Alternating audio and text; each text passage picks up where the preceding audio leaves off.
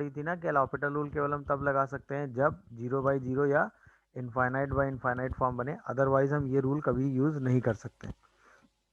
तो अब देखिए अच्छा, जैसे अब इसको अगर हम ध्यान से देखेंगे एक्सटेंडिंग टू जीरो पर ये 0/0 फॉर्म तो बना ही रहा है, दिख रहा है कि नहीं सबको? तो हम इसमें डायरेक्ट एल'होपिटल रूल यूज कर सकते हैं, बट थोड़ा सा स्मार्टली काम करेंगे कि भाई अगर हम यहाँ पर देखें तो x into sine cube x को अगर डेरिवेटिव में लेंगे तो इसमें तो डेरिवेटिव बढ़ता जाएगा। तो थोड़ा सा स्मार्टली काम ये करेंगे, कभी कभी क्या होता है कि जब हम लिमिट निकाल रहे होते हैं तो फंक्शन में कुछ ऐसे टर्म्स मल्टीप्लाई में आ जाते हैं जिनकी लिमिट हम डायरेक्ट निकाल सकते हैं। तो सबसे पहला स्टेप यही होगा, जैसे यहाँ पे एक्स क्यूब से मल्टीप्लाई करके इसकी लिमिट हम डायरेक्ट एक्सटेंडिंग टू जीरो पे 1 लिख देंगे, sine x cube by X cube. समझ रहे हो कि नहीं? तो ये लिमिट डायरेक्ट 1 हो गई। अब जो क्वेश्चन बचेगा वो बचेगा limit extending to zero x square plus 2 cos x plus sorry -2 और होल डिवाइडेड बाई एक्स की पावर 4। अभी भी ये 0/0 फॉर्म है।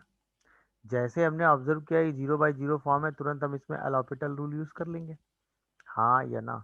जैसे एल'होपिटल यूज करेंगे, ये आएगा 2x, ये आएगा -2 साइन एक्स और होल डिवाइडेड बाई कितना आ जाएगा 4x3।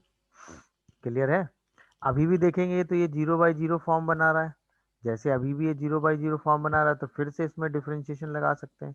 ये आ जाएगा 2 minus cos x, 2 - 2 cos x और डिवाइडेड बाई 12x² आ जाएगा। क्लियर है? अच्छा, अब चाहो तो अभी भी 0/0 फॉर्म बन रही है, या 1/6 1 minus cos x by x square, इसकी लिमिट तो मैंने आपको बताई थी, हाफ होती है, हाँ या ना? तो डायरेक्ट चाहो तो इसको हाफ लिख के 1/12 आंसर लिख दो, नहीं तो फिर से 0/0 फॉर्म बना के डिफ्रेंशिएट कर दो, उससे भी आ जाएगा। नहीं तो 1 माइनस कॉस एक्स को 2 साइन स्क्वायर x/2 लिख दो, उससे भी आंसर आ जाएगा। क्या ये तरीका समझ में आया कि नहीं? तो एक में दो बातें सीखने वाली थी, एक तो ये था कि एल'होपिटल रूल हम तब तक लगाते रहेंगे जब तक 0/0 फॉर्म बनती रहेगी और हम न्यूमरेटर और डिनोमिनेटर को डिफरेंशिएट करते रहेंगे। दूसरा, फंक्शन में कभी कभी ऐसे भी टर्म्स आते हैं जिनकी लिमिट हम डायरेक्ट निकाल लेते हैं, तो उनकी लिमिट हम डायरेक्ट निकाल के उनको साइड करते जाएंगे। ओके।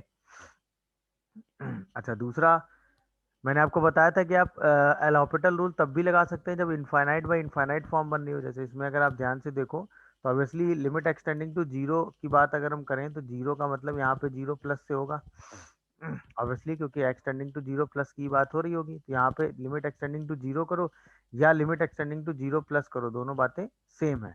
मेरी बात समझ रहे हो? तो ये इनफाइनाइट बाई इनफाइनाइट फॉर्म बनाएगा, क्योंकि ये भी इनफाइनाइट जा रहा होगा, ये भी इनफाइनाइट जा रहा होगा। क्या ये मेरी बात समझ पा रहे हो? जैसे ही हमको ये पता चला कि इनफाइनाइट बाई इनफाइनाइट फॉर्म बना रहा है, तुरंत हम इसको क्या कर सकते हैं? डिफरेंशिएट कर सकते हैं। तुरंत हम डिफरेंशिएट कर देंगे। लॉग एक्स का डेरिवेटिव 1/x, कॉट एक्स का डेरिवेटिव क्या होगा? बोलो भाई। Minus cosec square x. Cot को ऊपर ले जाके नहीं नहीं, कॉट को ऊपर ले जाके कोई फायदा नहीं है ना बेटा।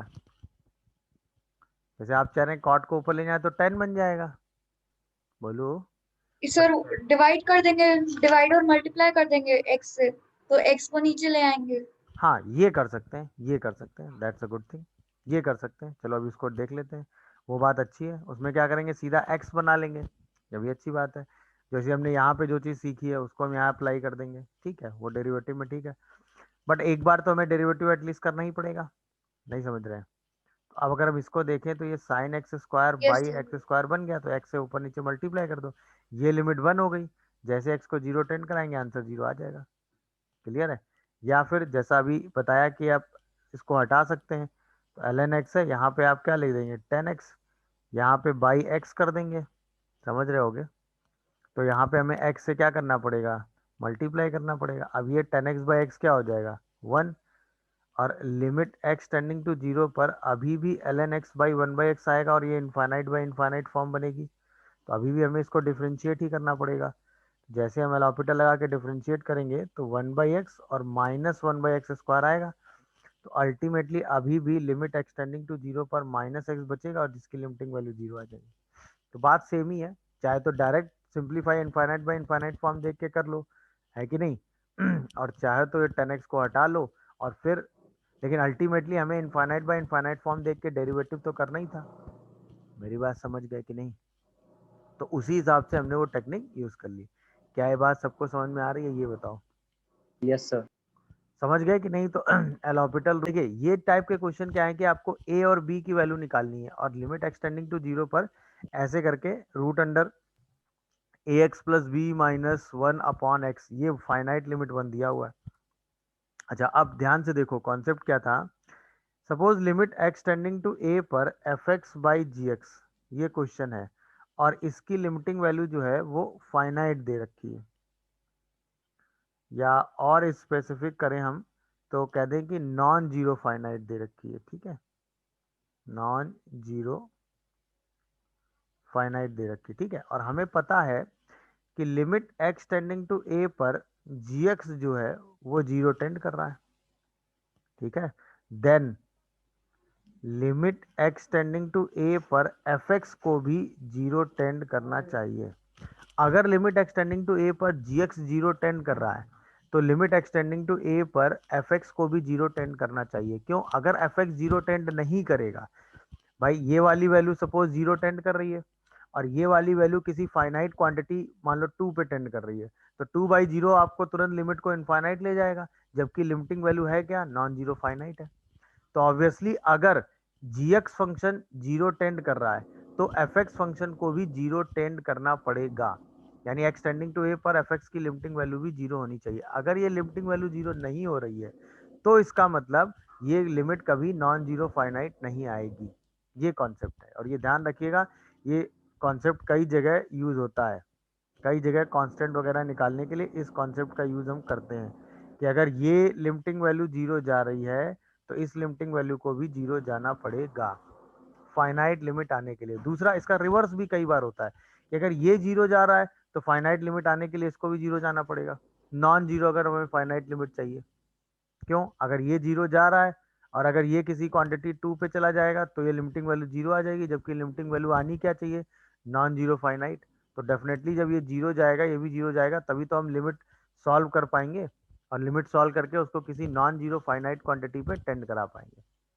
ये कॉन्सेप्ट दिखा?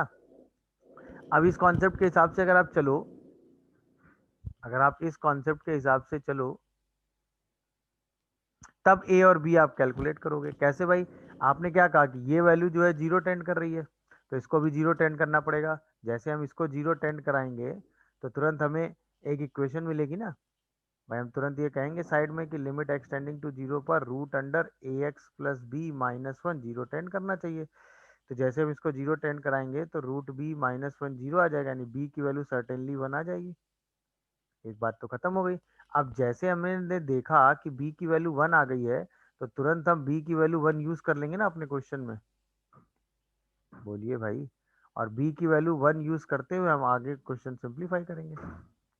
मेरी बात समझ रहे हो कि नहीं भाई? बोलिए। तो जैसे आप क्वेश्चन में b equal to one use करेंगे तो क्वेश्चन बचेगा limit extending to zero root under A x plus one minus one by x.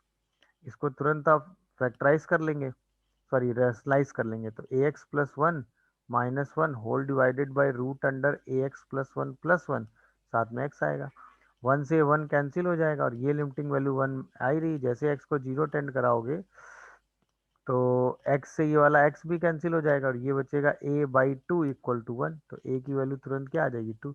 ए आ गया टू, बी आ गया वन, यही आपका आंसर हो गया। क्या ये प्रोसेस समझ में आया? तो ये रूट वाली चीज को आपने तुरंत क्या कर लिया? रेशनलाइज कर लिया। तो कई बार लिमिट आप रेशनलाइजेशन से भी सॉल्व करते हैं, रूट वगैरह दिख रहे हो तो आप उनको रेशनलाइज कर लेंगे तो क्वेश्चन जल्दी सिंप्लीफाई होकर सॉल्व हो जाएगा। मेरी बात समझ में आई? ये कॉन्सेप्ट समझ में आया कि नहीं? अगर ये जीरो जा रहा है तो finite non zero finite limit आने के लिए भी इसको भी जीरो जाना पड़ेगा। अगर ये जीरो जा रहा है तो नॉन जीरो फाइनाइट लिमिट आने के लिए इसको भी जीरो जाना पड़ेगा। ये कॉन्सेप्ट क्लियर है सबको? बोलिए भाई। गुड। अब आइए कुछ सर। Limit, yes sir. हाँ अब आइए कुछ लिमिट हम यस सॉल्व करते हैं रेशनलाइजेशन का यूज करके। जैसे ये रूट थे तो इसको हम आराम से रेशनलाइजेशन कर सकते हैं कि नहीं भाई? तुरंत इसके कॉन्जुगेट से हम क्या करेंगे? ऊपर नीचे मल्टीप्लाई कर देंगे। जैसे कॉन्जुगेट से मल्टीप्लाई करेंगे तो one minus x whole divided by root under one plus root under one minus x into x. अब जैसे इसको सिंप्लीफाई करेंगे तो ऊपर टू एक्स बचेगा, एक्स से एक एक्स कैंसिल कर देंगे तो यहाँ पे टू आ जाएगा और रूट अंडर क्या आ जाएगा? 1 plus x plus root under 1 minus x. X को जैसे हम 0 टेंड कराएंगे तुरंत हमारा आंसर आ जाएगा। देखिए समझ पा रहे हैं कि नहीं भाई? 2/2 आंसर 1 आ गया। क्या कहते हो? Yes sir. क्या ये बात समझ में आई? अच्छा, इसी को हम ऐसे भी कर सकते थे, मतलब अगर आप ध्यान से देखते तो ये 0/0 फॉर्म भी बन रही थी। बोलो, मतलब ऐसा नहीं कि आप हर जगह रेशनलाइजेशन ही सोचेंगे। यहाँ पर आप देख रहे थे कि जैसे एक्स को 0 टेंड करा रहे थे आप, तो ये 0/0 फॉर्म बन रही थी, और आपने पढ़ा है 0/0 फॉर्म बनने में आप तुरंत क्या लगा सकते हैं? एलॉपिटल। तुरंत आप एलॉपिटल यहाँ लगा दीजिए, तो ये क्या बनेगा? 1/2 under root 1 plus x minus 1/2 under root 1 minus x minus x का डेरिवेटिव प्लस 1, और ये 1 आ गया। जैसे ही आप एक्स को 0 टेंड कराओगे यहाँ से आएगा 1/2 प्लस 1/2। आंसर अभी भी बना रहा है। दिखा क्या? तो दोनों तरीके हैं, बट कई बार क्या होता है, रैशनलाइजेशन ज़्यादा आसान पड़ता है एलॉपिटल लगाने से, क्योंकि कई से ऐसे फंक्शन आते हैं जिनका डेरिवेटिव थोड़ा आसान नहीं होता है, तो वहाँ पे आप ये मेथड यूज़ करेंगे। जैसे आइए इस क्वेश्चन को देखिए। तो इसमें क्या करोगे, रैशनलाइजेशन करना ज़्यादा आसान पड़ेगा। वैसे डेरिवेटिव से भी ये क्वेश्चन हो जाएगा, कोई दिक्कत नहीं है। डिफरेंशिएशन भी लगाएंगे तो 0/0 फॉर्म बनी रही है, तो डिफरेंशिएशन भी लगाएंगे तो उससे भी आंसर आ जाएगा। क्या कहते हो? बोलिए। बट रैशनलाइजेशन करोगे तो चीज़ें ज़्यादा आसानी से हो जाएंगी। अच्छा, अब रैशनलाइजेशन में दिमाग लगाया जाता है। जैसे आपने देखा यहाँ 1 और 1 सब्स्टिट्यूट कराएंगे तो ये शायद 3 - 3 आता है, ये 2 - 2 आता है, ऐसा ही तो आ रहा है। देखो, तो ये 0/0 फॉर्म बन रही है। अच्छा, जैसे आप रैशनलाइजेशन लगाते हैं तो ये this square plus minus this square minus this square, तो नीचे जो डिनोमिनेटर में टर्म आता है उसमें बीच में प्लस साइन आ जाता है। तो तुरंत हम उतना ही काम करते हैं। हम क्या करते हैं कि लिमिट एक्स टेंडिंग टू 1, तो हम बहुत सारे टर्म्स लिखेंगे नहीं भाई, इनका स्क्वायर आ जाता है। मेरी बात समझ रहे हो कि नहीं? Yes sir. और ये वाला जब टर्म ऊपर जाता है तो प्लस में हो जाता है। अच्छा, ये 2 और 2 आ रहा था, तो 2 + 2 4। ये वाला टर्म डिनोमिनेटर में आता है प्लस में। अच्छा, ये 3 और ये 3 आ रहा था, 3 और 3 6। क्या ये बात समझ गए सब लोग? बोलिए भाई, ये 3 और 6 कैसे लिखा है, बात दिखी सबको? अच्छा, यहीं पे लिमिट एक्सटेंडिंग टू 1 करेंगे, x square plus x square आएगा शायद, देखो जरा। तो यहाँ से शायद 2 x² -1 आ रहा है, यहाँ से भी शायद 2 x² -1 ही आ रहा है। क्या चेक करो। और साथ में 4/6 आ रहा है, तो x² -1 से x² -1 कैंसिल, 2 से 2 कैंसिल, आंसर 2/3 आ गया कि नहीं? बोलो। तो यहाँ पर फैक्टराइजेशन ओ रेशनलाइजेशन करना आसान पड़ा कि नहीं? हाँ या ना? बोलिए। अच्छा, फिर ये ऐसा नहीं 4/6 वाला बता दीजिए। बेटा, क्या था कि जब ये वाला टर्म था, इसके कॉन्जुगेट से ऊपर नीचे मल्टीप्लाई करेंगे तो यहाँ पर एक टर्म आएगा ना, x² + 3 plus root under 5 minus x²। यहाँ पर ये वाला टर्म आएगा √x² + 8 plus root under x², sorry 10 minus x²। ये समझ पा रहे हो कि नहीं? यस यही सर। यही जब x को 1 टेंड कराएंगे तो ये क्या बनेगा? 2 + 2 4। ये क्या बनेगा? 3 + 3 6। हाँ है ना भाई? हमने जब x को 1 टेंड कराया तो यही तो देखा ना, ये 3 और ये 3 बन रहा है, ये 2 और ये 2 बन रहा है, तभी तो ये 0/0 फॉर्म बन पा रही है। क्या कहते हो? Yes sir. तो जब हम इसके कॉन्जुगेट से मल्टीप्लाई कराएंगे तो इतना बड़ा टर्म हम बार बार लिखेंगे नहीं ना, क्योंकि हमने देखा कि जब कॉन्जुगेट से मल्टीप्लाई कराएंगे तो प्लस वाले से मल्टीप्लाई कराएंगे, तो यहाँ पे तो सीधा स्क्वायर आ जाएगा, वो लिख दिया तो रूट हटा के लिख दिया। हाँ है ना? और यहाँ पे इन दोनों का एडिशन वाला टर्म आ जाएगा, तो ये 3 टेंड कर रहा था 1 पे, ये भी 3 टेंड कर रहा था, तो सब्ट्रैक्शन की वजह से 0 बन रहा था, एडिशन की वजह से 6 बन जाएगा ना। Yes sir. सब्ट्रैक्शन की वजह से 0 बन रहा था, एडिशन की वजह से 4 बन जाएगा। ये है यार, ठीक है ना? अच्छा, आप ऐसे भी सोच सकते हैं कि ये इनफाइन 0/0 फॉर्म है, तो आप इसका डेरिवेटिव भी लगा सकते हैं। हाँ है ना? बट डेरिवेटिव जब आप लगाएंगे तो थोड़ा सा आपको केयरफुल रहना पड़ेगा। डेरिवेटिव जब आप लगाएंगे तो थोड़ा सा आपको क्या रहना पड़ेगा? केयरफुल रहना पड़ेगा डेरिवेटिव लगाते वक्त। समझ रहे हो कि नहीं? कि कैसे इसका जो डेरिवेटिव करेंगे, तो वो 2x2√x² + 3 plus 2x√5 minus x² into 2, तो 2 से सब ये वाले तो 2, -2x आएगा उधर। वो तो प्लस हो जाएगा ना, -2x, और ये माइनस ऑलरेडी है। हाँ सर। एक्स टू एक्स तभी तो डेरिवेटिव, इसीलिए कह रहे हैं डेरिवेटिव में आपको थोड़ा सा केयरफुल रहना पड़ेगा, वरना ये प्लस माइनस की मिस्टेक आप कर देंगे। अब जैसे आप एक्स को 1 टेंड कराओगे, जैसे आप एक्स को क्या टेंड कराओगे, 1 टेंड कराओगे, तुरंत देखिए आपका आंसर आ रहा है। ये क्या आ जाएगा, 1/3 प्लस 1/3, ये बन जाएगा 2/3, और ये क्या बन जाएगा 1/2 प्लस 1/2, 1, आंसर क्या आ जाएगा 2/3। तो बस इसमें डेरिवेटिव पे थोड़ा सा केयरफुल रहना पड़ेगा, बाकी आंसर तो आप निकाल लेंगे, कोई दिक्कत नहीं। मेरी बात समझ में आई? तो जब भी इस तरह के रूट वूट के टर्म्स आपको दिखेंगे तो आप तुरंत उसको रेशनलाइज करके सिंप्लीफाई करके अपनी लिमिट निकाल लेंगे। मेरी बात समझ में आ गई सबको? या एलोपिटल भी आप लगा सकते हैं, यस उसमें सर। कोई दिक्कत नहीं, बट उसमें थोड़ा सा डेरिवेटिव में आपको केयरफुल रहना पड़ेगा। तो दोनों तरीके हैं आपके पास, आप कैसे भी जा सकते हैं। क्लियर है? चलिए अब जरा ये आइए, इसमें देखिए रेशनलाइजेशन भी है, फैक्टराइजेशन भी है, सब कुछ इस क्वेश्चन में आ गया। इसमें तो रेशनलाइजेशन का भी यूज आ गया, फैक्टराइजेशन का भी यूज आ गया, है ना, स्टैंडर्ड लिमिट वाले फॉर्मूलों का भी यूज आ गया। तो हर तरीके का यूज करते हुए क्वेश्चन है इसमें, मतलब आपको हर चीज यूज करनी पड़ेगी। दिखा क्या? नहीं भाई, सबसे पहले तो जो न्यूमरेटर है उसको आपने फैक्टराइज किया, तो 6x कॉमन किया, -1, और साथ में आ जाएगा शायद 2 की पावर x-1। देखिए, अच्छा ये दोनों तो स्टैंडर्ड लिमिट है, a की पावर x-1, a की पावर x-1, तो इंटू एक्स स्क्वायर, ये एक बात खत्म हो गई।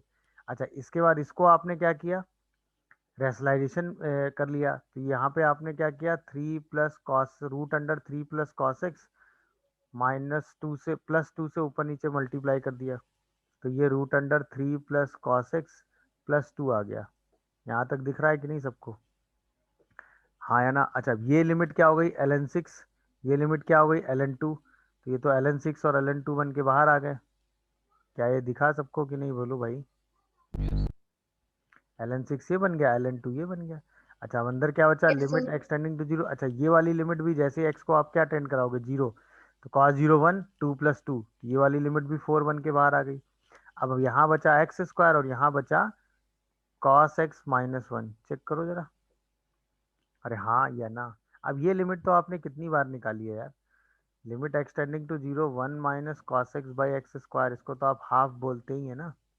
हाँ या ना? तो ये माइनस हाफ हो गया, ये लिमिट क्या हो गई भाई, इसको डिनोमिनेटर में लेंगे तो ये माइनस हाफ हो जाएगा, और ये पूरी लिमिट क्या बन जाएगी, -2। मेरी बात समझे कि नहीं? अरे बताओ यार, तो आंसर क्या आ गया, -8 ln6 ln2। क्लियर हुआ कि नहीं क्वेश्चन? नहीं समझे? Yes sir. Thought process clear हुआ? देखिए यस सर। मतलब आपको इतना टाइम लगाना ही नहीं था, सारी चीजें एकदम स्टैंडर्ड बेसिस पे थी, बस आपको वो चीज ऑब्जर्वेशन में लेनी थी। a की power x-1 by x x tending to zero ln a, सीधा लगा दिया, ये दोनों लिमिट डायरेक्ट मल्टीप्लाई में थी, स्टैंडर्ड फॉर्म में थी, सीधा स्टैंडर्ड फॉर्म बनाया। 1 माइनस कॉस एक्स देखा, तो चाहो तो इसको 2 साइन स्क्वायर x/2 कर लो, या 0/0 फॉर्म बना के डिफ्रेंशिएट कर लो, या डायरेक्ट ये रिजल्ट आपके पास है कि 1 minus cos x by x square अगर होगा तो आंसर हमेशा हाफ आता है, तो वो आपने तुरंत यूज कर लिया। क्लियर हुआ कि नहीं भाई? आंसर सीधा ये आ जाएगा, समझ गए कि नहीं भाई? गुड। चलिए अब ये दोनों क्वेश्चन आइए, sine inverse sec x x tending to zero पे, और sine inverse of box sec x x tending to zero पे, जरा ये दोनों सोच के बताओ जल्दी से। अब देखिए यहीं पे बेसिक डिफरेंस है, अभी भी आप लिमिट को समझ नहीं पा रहे, इसका मतलब देखिए ये तो बात आपने एकदम सही समझी कि अगर लिमिट एक्स टेंडिंग टू ए पर एफ ऑफ जी एक्स आपको सॉल्व करना है, तो आप इसको कर देते हैं f of limit x tending to a g x, very good. But ये काम आप केवल तभी कर सकते हैं जब ये क्या होगा,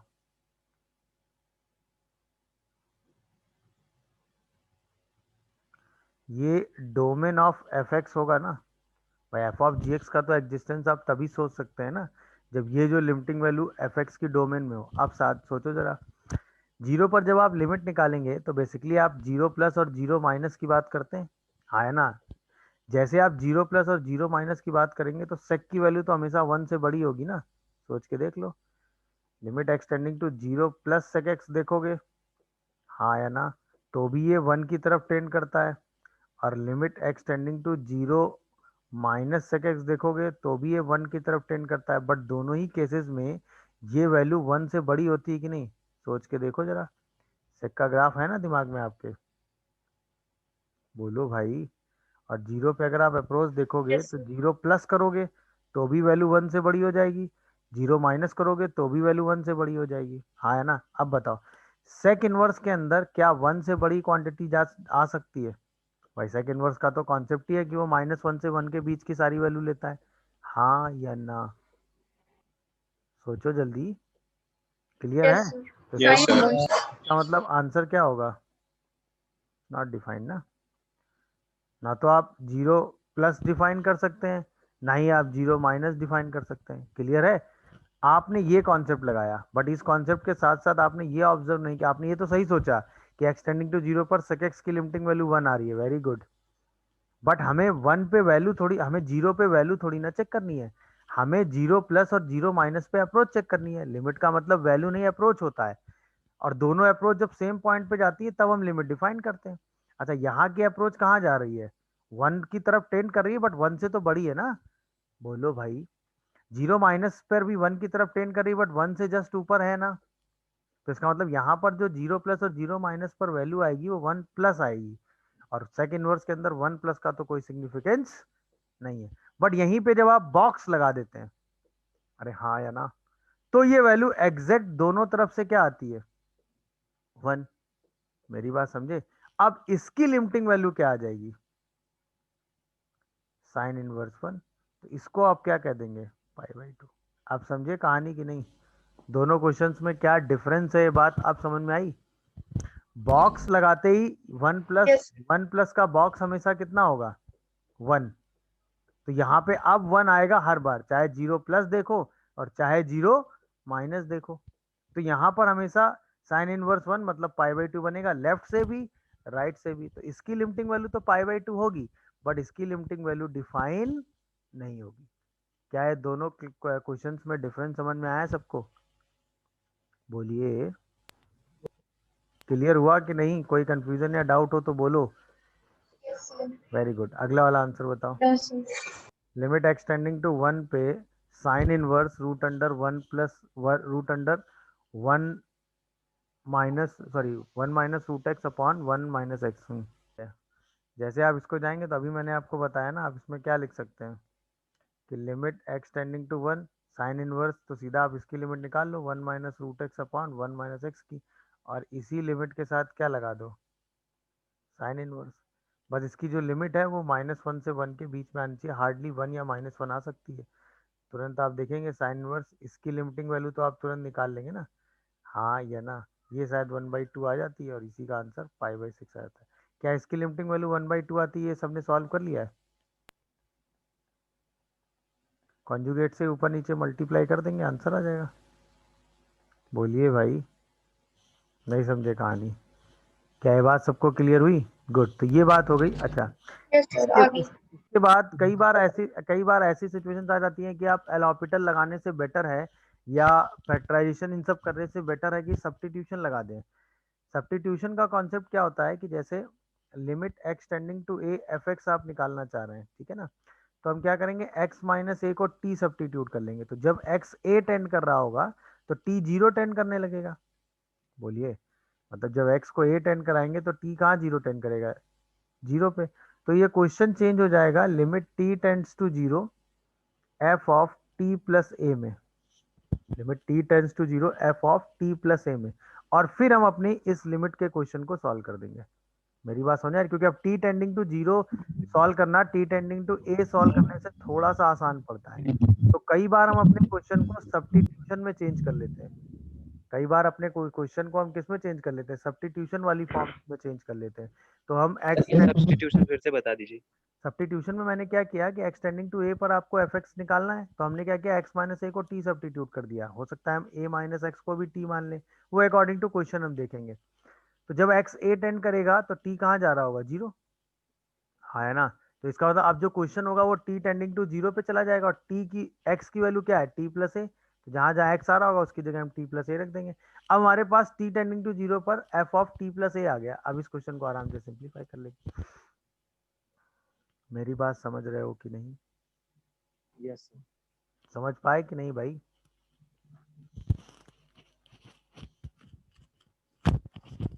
बोलो।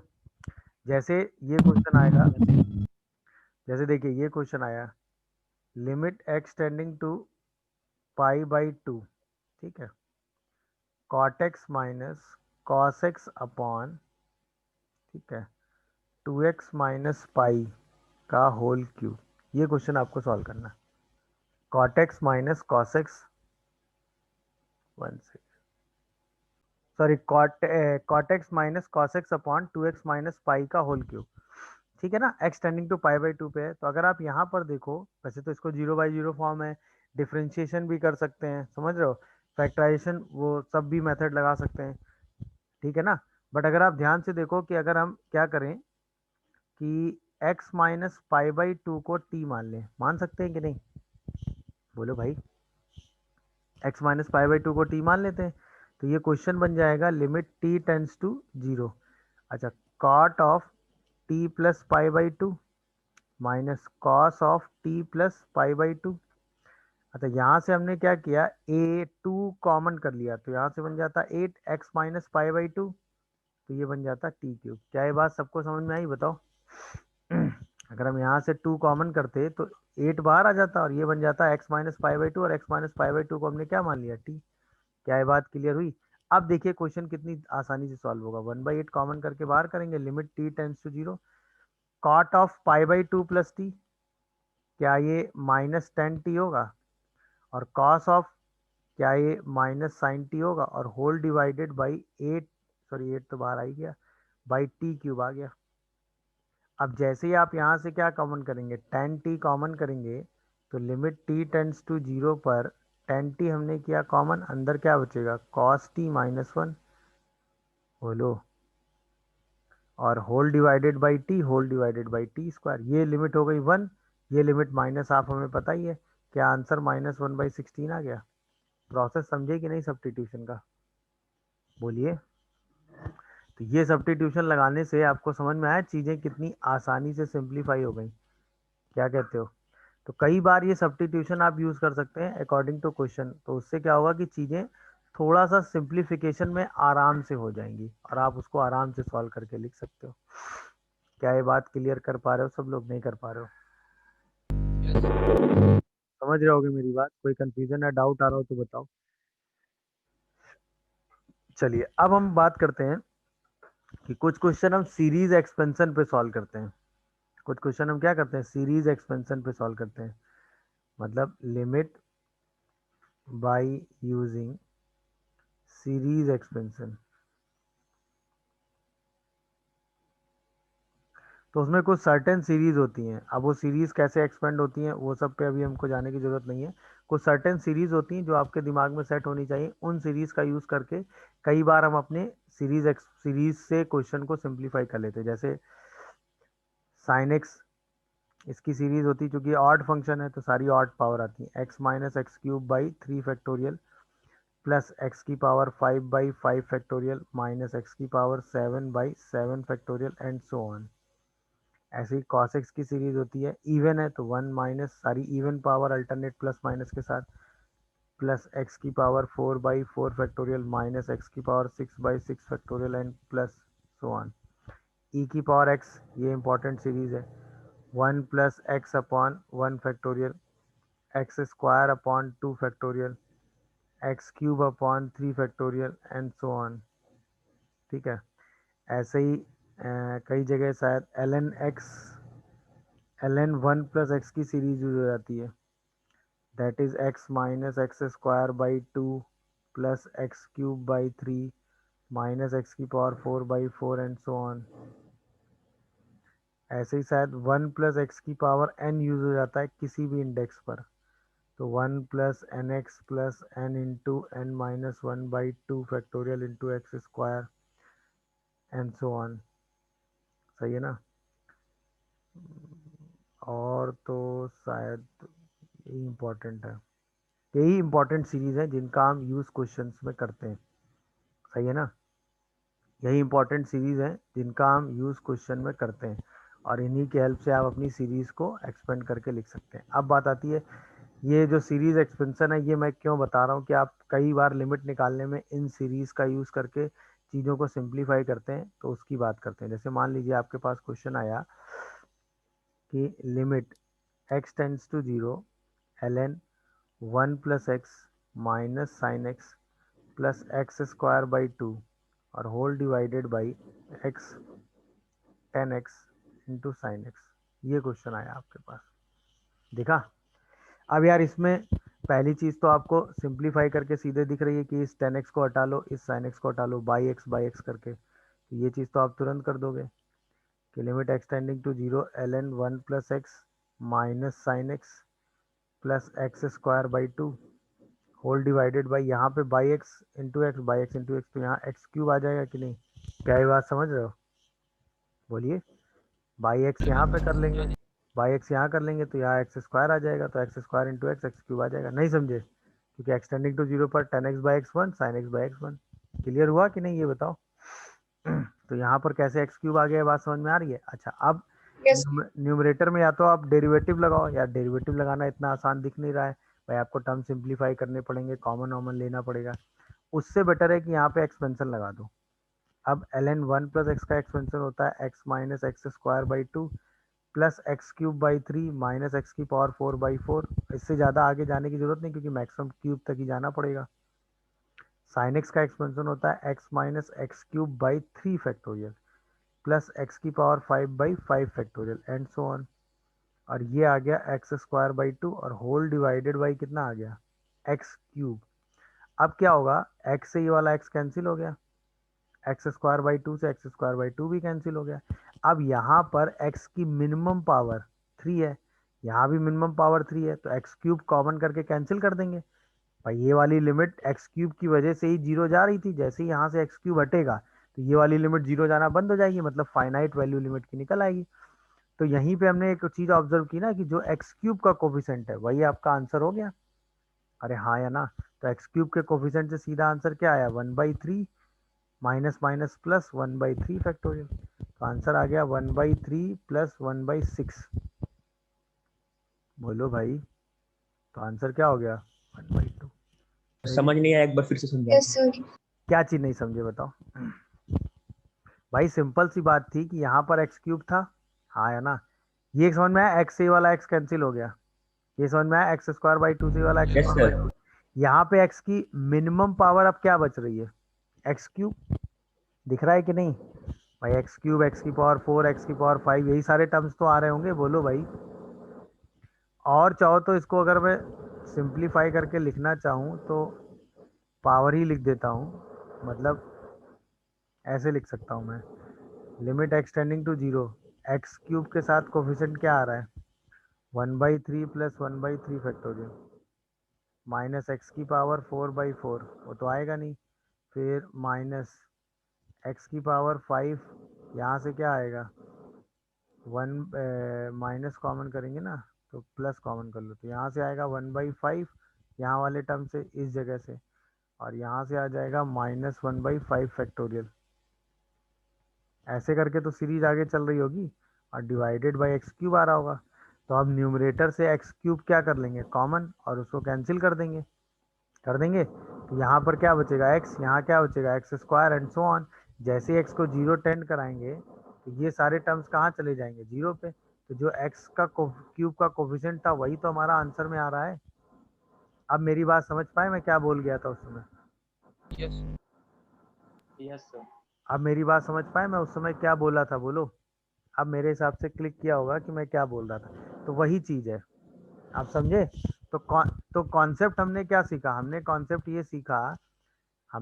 ये सीखा कि अगर कभी भी लिमिट एक्स टेंडिंग टू 0 पर, यहाँ पर सपोज एक्स की पावर a है और यहाँ पर एक एफ एक्स फंक्शन है, सही है ना? और हम इसको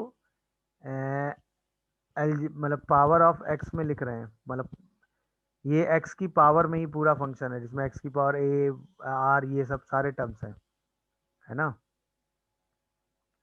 मतलब रिप्रेजेंट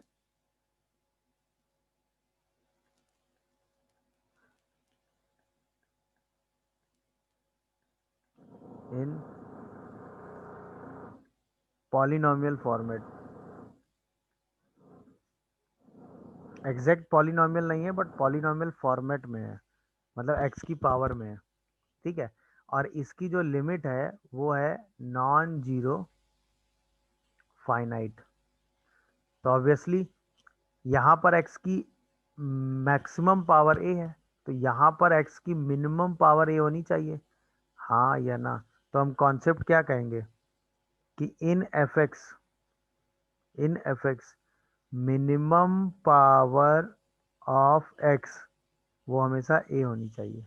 क्या है, समझ गए कि नहीं?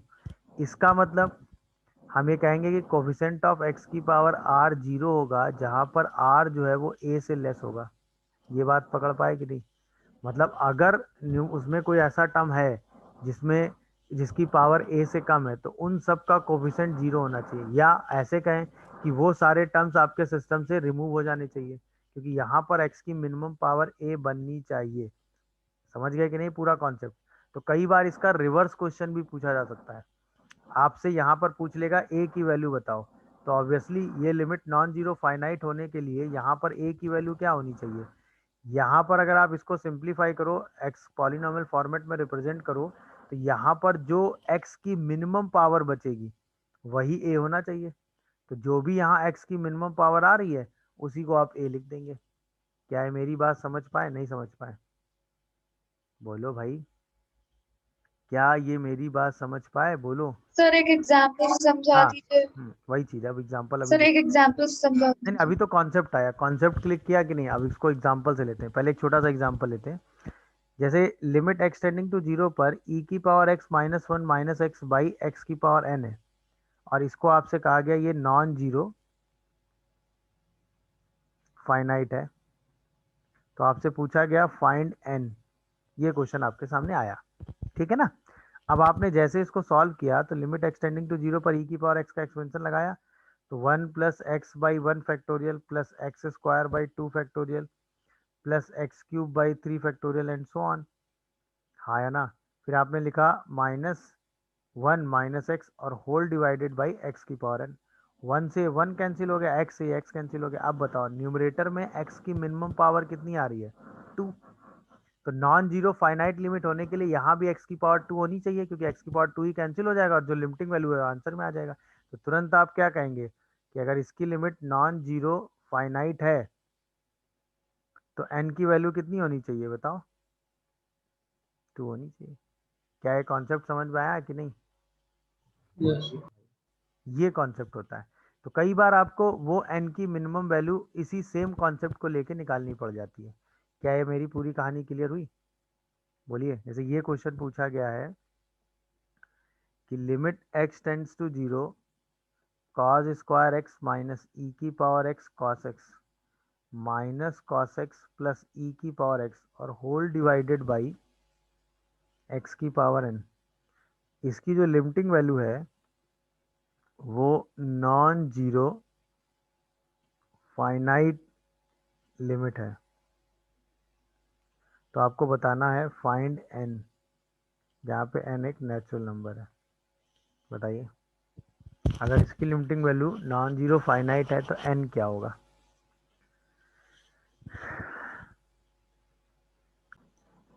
मतलब इसके हिसाब से अगर आप चलोगे तो नॉन जीरो फाइनाइट लिमिट के लिए क्या करोगे? देखो, जैसे आप इसको लिखोगे तो limit x tending to zero, ये शायद फैक्टराइज हो रहा है कि नहीं? यहाँ से cos x कॉमन करोगे तो अंदर बचेगा cos x माइनस ई की पावर x, और यहाँ पे माइनस वन कॉमन करोगे तो cos x माइनस ई की पावर x। तो cos x minus one into cos x minus E की power x whole divided by x की पावर n। क्या ये समझ में आया फैक्टराइजेशन सबको? बोलो। अच्छा, अब इतना जो पोर्शन है इसकी लिमिटिंग वैल्यू निकालने के लिए आपको एक्स स्क्वायर एक्स्ट्रा में चाहिए होता है, तो इतनी सर जिधा। N2 है। हाँ, एन टू नहीं है, टू तो नहीं है बेटा, एन की वैल्यू थ्री आ रही है, थोड़ा सा गड़बड़ किया आपने। लिमिट एक्सटेंडिंग टू जीरो है, तुरंत हम इसको cos x minus one by x square करके साइड कर लें, हाँ या ना? अब ये बचा हमारे पास cos x माइनस ई की पावर x अपॉन एक्स की पावर n माइनस टू। अच्छा, ये लिमिट वैल्यू माइनस हाफ आएगी, माइनस हाफ करके इसको हमने किनारे कर लिया। अब यहाँ पर हम आए तो cos x का एक्सपेंशन क्या होता है 1 minus x square by 2 factorial plus x की power 4 by 4 factorial and so on. यहाँ पे e की पावर x का एक्सपेंशन लगाएंगे तो आएगा 1 plus x by 1 factorial x square by 2 factorial and so on और होल डिवाइडेड बाई x की पावर n माइनस 2। अच्छा 1 से तो 1 कैंसिल हो गया। अब सोचो यहाँ पर x की मिनिमम पावर क्या दिख रही है आपको 1 क्या दिख रही है आपको भाई 1 से 1 कैंसिल हो गया तो 0 पावर तो हट गई। मिनिमम पावर आपको क्या दिख रही है 1 दिख रही है कि नहीं भाई ये बताओ। तो इसका मतलब यहाँ पर भी x की मिनिमम पावर क्या यस होनी सर। चाहिए 1। तो यहाँ 1 पावर होने के लिए n माइनस 2 की वैल्यू किसके बराबर होनी चाहिए 1। तो n की वैल्यू किसके बराबर होनी चाहिए 3। क्या ये कॉन्सेप्ट क्लिक कर पाए कि नहीं बोलिए। तो बस हमने वही एक्सपेंशन यस लगा सर। के मिनिमम पावर को ऑब्जर्व कर लिया और आंसर लिख दिया।